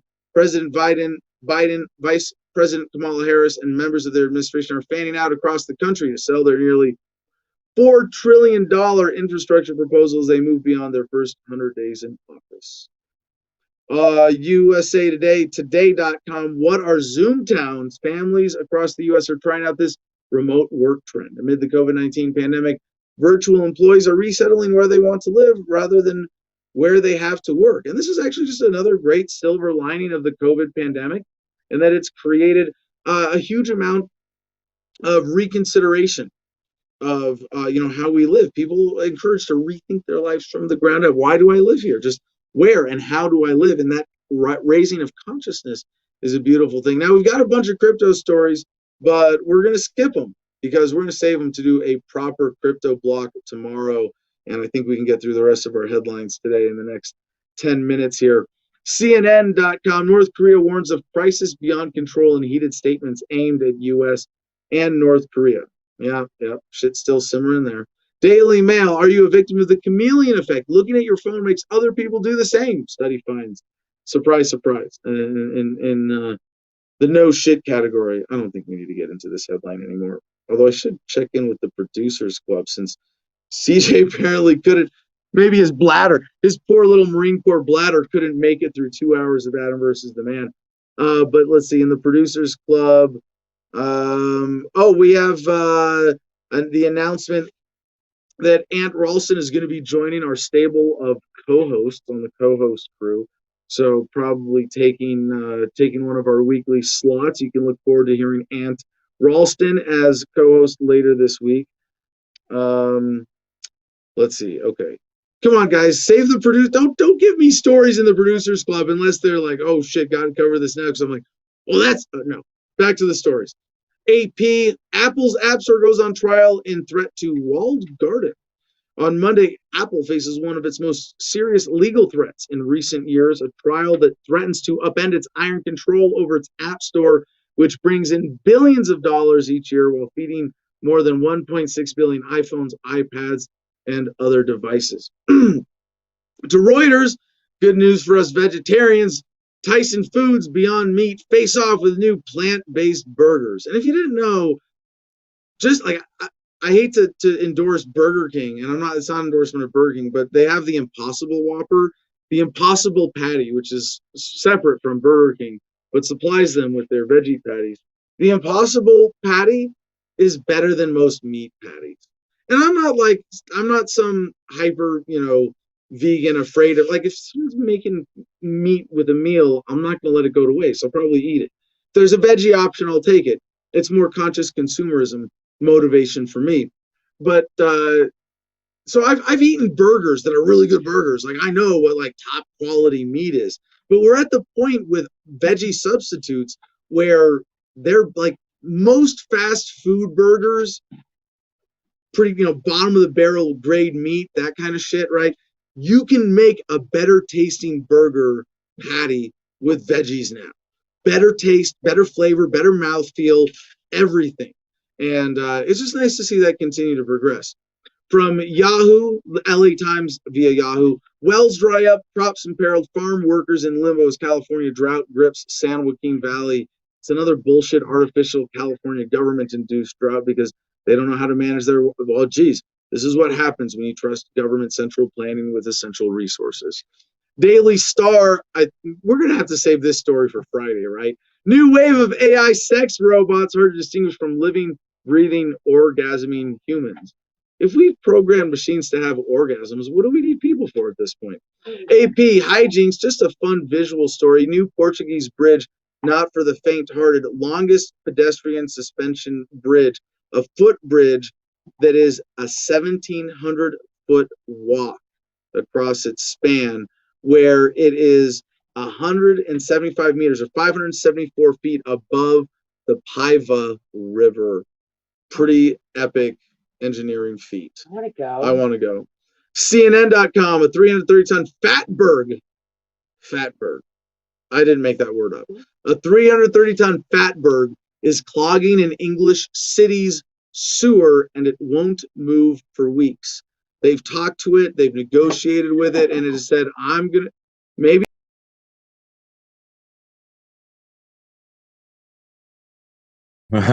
What was Adam going to say next? He just took himself out of the show. He hit the wrong button, so that's always a good time. But here he is. He's back.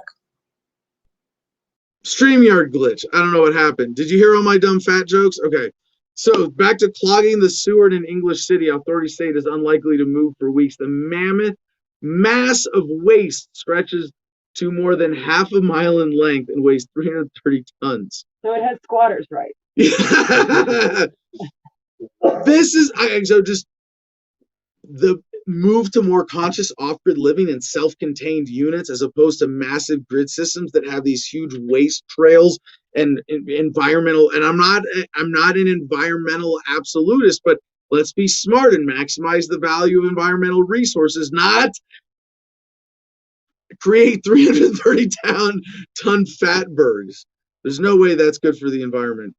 Fun random story you might hear about. Fox Baltimore, Cecil County woman charged with arson, attempted murder. And I have to say, this is the face of a woman not happy with living in that part of the country, right? Joey's from Baltimore, and trying to make fun of her. I love my home, but I understand the face. A lot of unhappy people live in Baltimore. Let's just leave it at that. But yeah, interesting story. She break up with the boyfriend, ended up burning the house down. Yeah. CBS News: trillions of cicadas are about to emerge after 17 years underground. Something we might get into more as a fun understanding nature story this Friday. Also something Baltimore deals with. Lots of bugs. See, again, living here, arid, but not desert environment.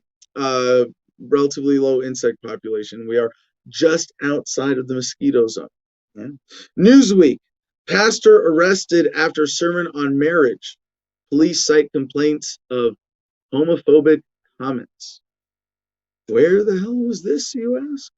A 71-year-old pastor of North London Church was arrested on April 23rd under the United Kingdom's Public Order Act for allegedly making homophobic comments during a public sermon. Yeah. Bad precedent. But, this is what happens when you allow yourselves to be disarmed. But if you're going to be disarmed, at least make sure they disarm the cops too, right? So he's arrested for stating his opinion. But free speech is not really a thing in the UK. Your speech is privileged at the pleasure of the crown. CJ now, comment contest. Why were we late today? Wrong answers only. We'll get to that in just a few minutes. Two more headlines. Insider from businessinsider.com. Marines scored direct hit on target at sea and first live fire test using Navy missile and unmanned vehicle. They make it sound like it was some triumphant battle victory. And it's like, no, our toys to break shit work. Okay. Nice missile. Sorry about your penis. Speaking of, I won't try to do a segue here.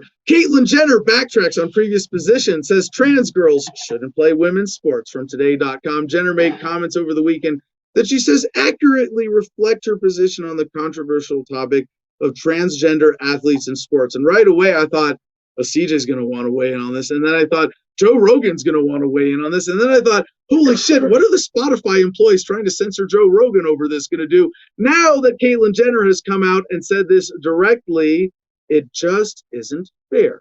And we have to protect girls' sports in our schools. This is a question of fairness. Well, if Caitlyn Jenner said it, it is the official position of the trans community, and we must respect it, right? The queen has spoken. The queen has spoken. At least we don't have to argue. You guys are just like, no. I'm not going to disagree with her. Wait, she gave up on this? No. All right, joining us in studio now, the one and only walking belt buckle himself, Cash Jackson, who's had a great time here this weekend as well. All right, inside jokes. But you can tell this walking belt buckle here has something to say about this. No, we don't. But no, this was like the sort of last big controversy around the trans issue, and finally they're not demanding this, yes, and my position is what makes you a man or a woman is your brain, not your body. And if that's more important to you and your self-expression is reflective of a mismatch there, we should respect everybody's right to do and act and say whatever they want without a victim and call them and address them how they want. Then in sports, you go, well, if this is women's sports, we have to acknowledge that you're a woman in a man's body. That's an unfair advantage. The dividing line here is biology, physical biology, not mental biology. And Caitlyn Jenner has finally ceded that position. And hopefully that de-escalates all the bullshit in this conversation. Oh no, CJ still has something to say. Can I get my TikTok account back? Yeah, how many people have been censored for being anti-trans for saying what Caitlyn Jenner finally just said? Everybody. Pretty much everybody who said something about it. All right. Well, on that note, Cash, we got a few minutes left before we announce the comment contest winner with CJ. So why were we late today? Wrong answers only. Last chance to get him in, win membership in the Producers Club with CJ. Cash, you want to give us a couple minutes on VLN?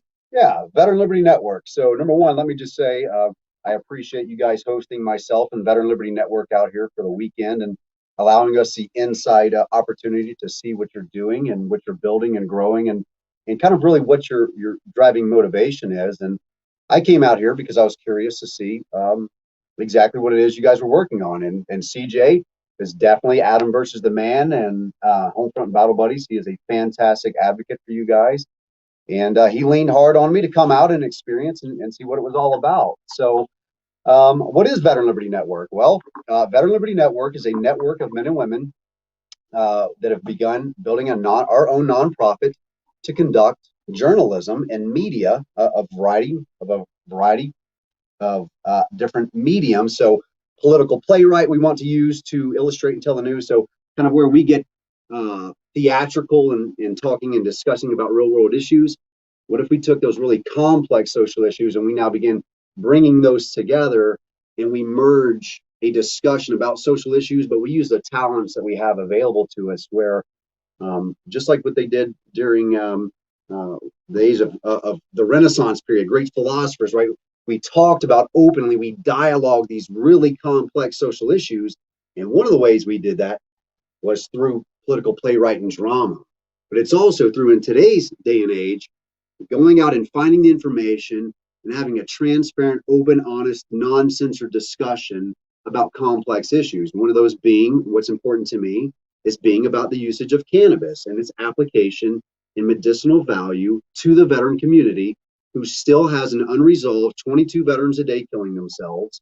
I have a vested interest in that. On that, just as long as I got you all here, because we know when that number first came out, it was pretty undercounted. There were a lot of military veteran suicides Texas. That, well, it's like autoerotic asphyxiation deaths. We'll call that a suicide, you know. Yeah. But for vets, it's, oh, he wrapped his car around a tree. We'll call that a vehicle accident, not a suicide. When it's, you know, for a lot of vets, what's the difference?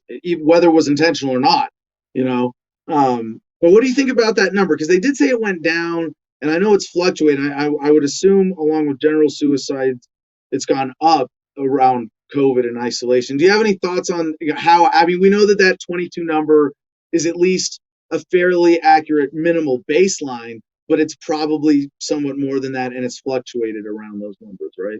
Right, correct. So I don't think, number one, that we have an accurate depiction of what that number really looks like, because they've not conducted any true thorough studies. The one where they relied upon the 22 veterans a day, I'm pretty certain Texas was left out of the entire survey. So there's some very large demographics that went unserved, and a lot of these issues are getting underreported.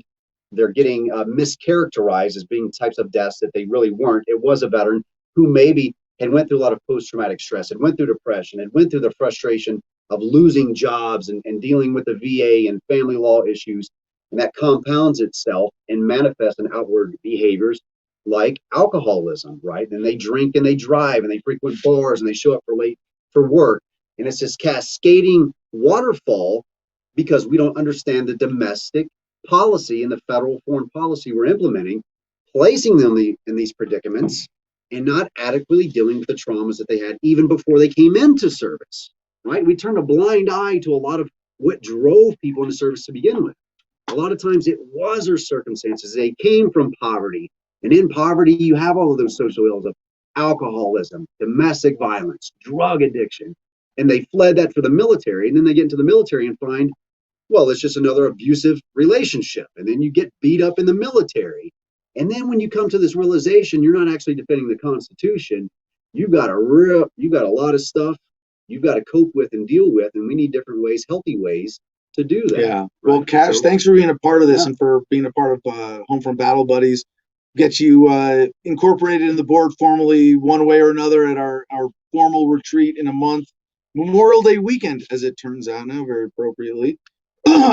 Cash, we only have a minute left in the show here. What website would you like to send people to? Well, the website is under construction, so I believe CJ can put that up. Well, find more for you. What's your home? What's your? Oh, you can go to cashjackson.com. There you go. Go to cashjackson.com.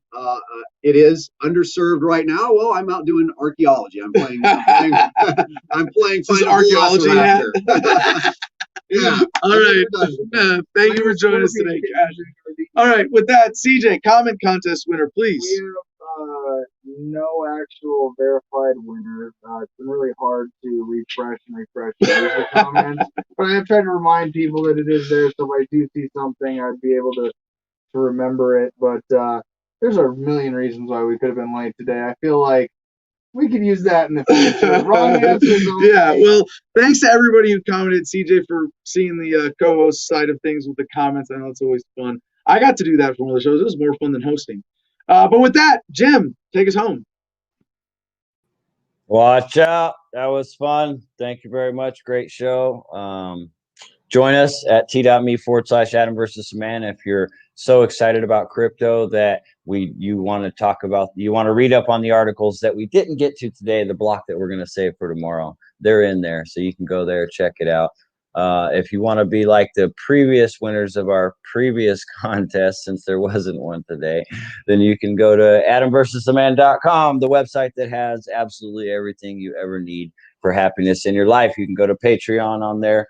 Check out the different levels to support the show. $1, $5, $10 a month. $10 a month is the sweet spot that's going to get you access to the Producers Club, which is then going to get you 15% off and free shipping at anything you purchase at adamversustheman.com in the shop. You can also go to Cigar Federation, where there's a link at adamversustheman.com, and you can get discounts there as well by using promo code Adam10 for anything you purchase there. So definitely take advantage of that.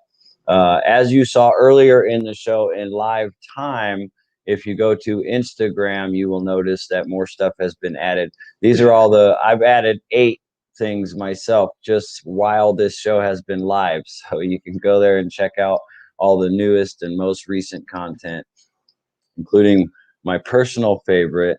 I kind of want to put sound on for this one, so you'll just have to go to Instagram and play the sound yourself during this video, because CJ had a song he liked on there, and it was a good song, good upbeat song, and Falcor was just eating up that gardenia air. He fucking missed it up there, man. We're gonna have to it's too long between visits. He was just in, and Marilyn sidebar real quick in the middle of promos, but Marilyn follows me out all the way out of the gate last night when I was leaving. I mean, I have video of her. She kept running, and she'd run in front of the van and was like stopping there. She was literally trying to stop me. She was like, "Don't take my brother. What are you doing? It's my brother. Where are you going? What do you think? You came back. Now you're leaving."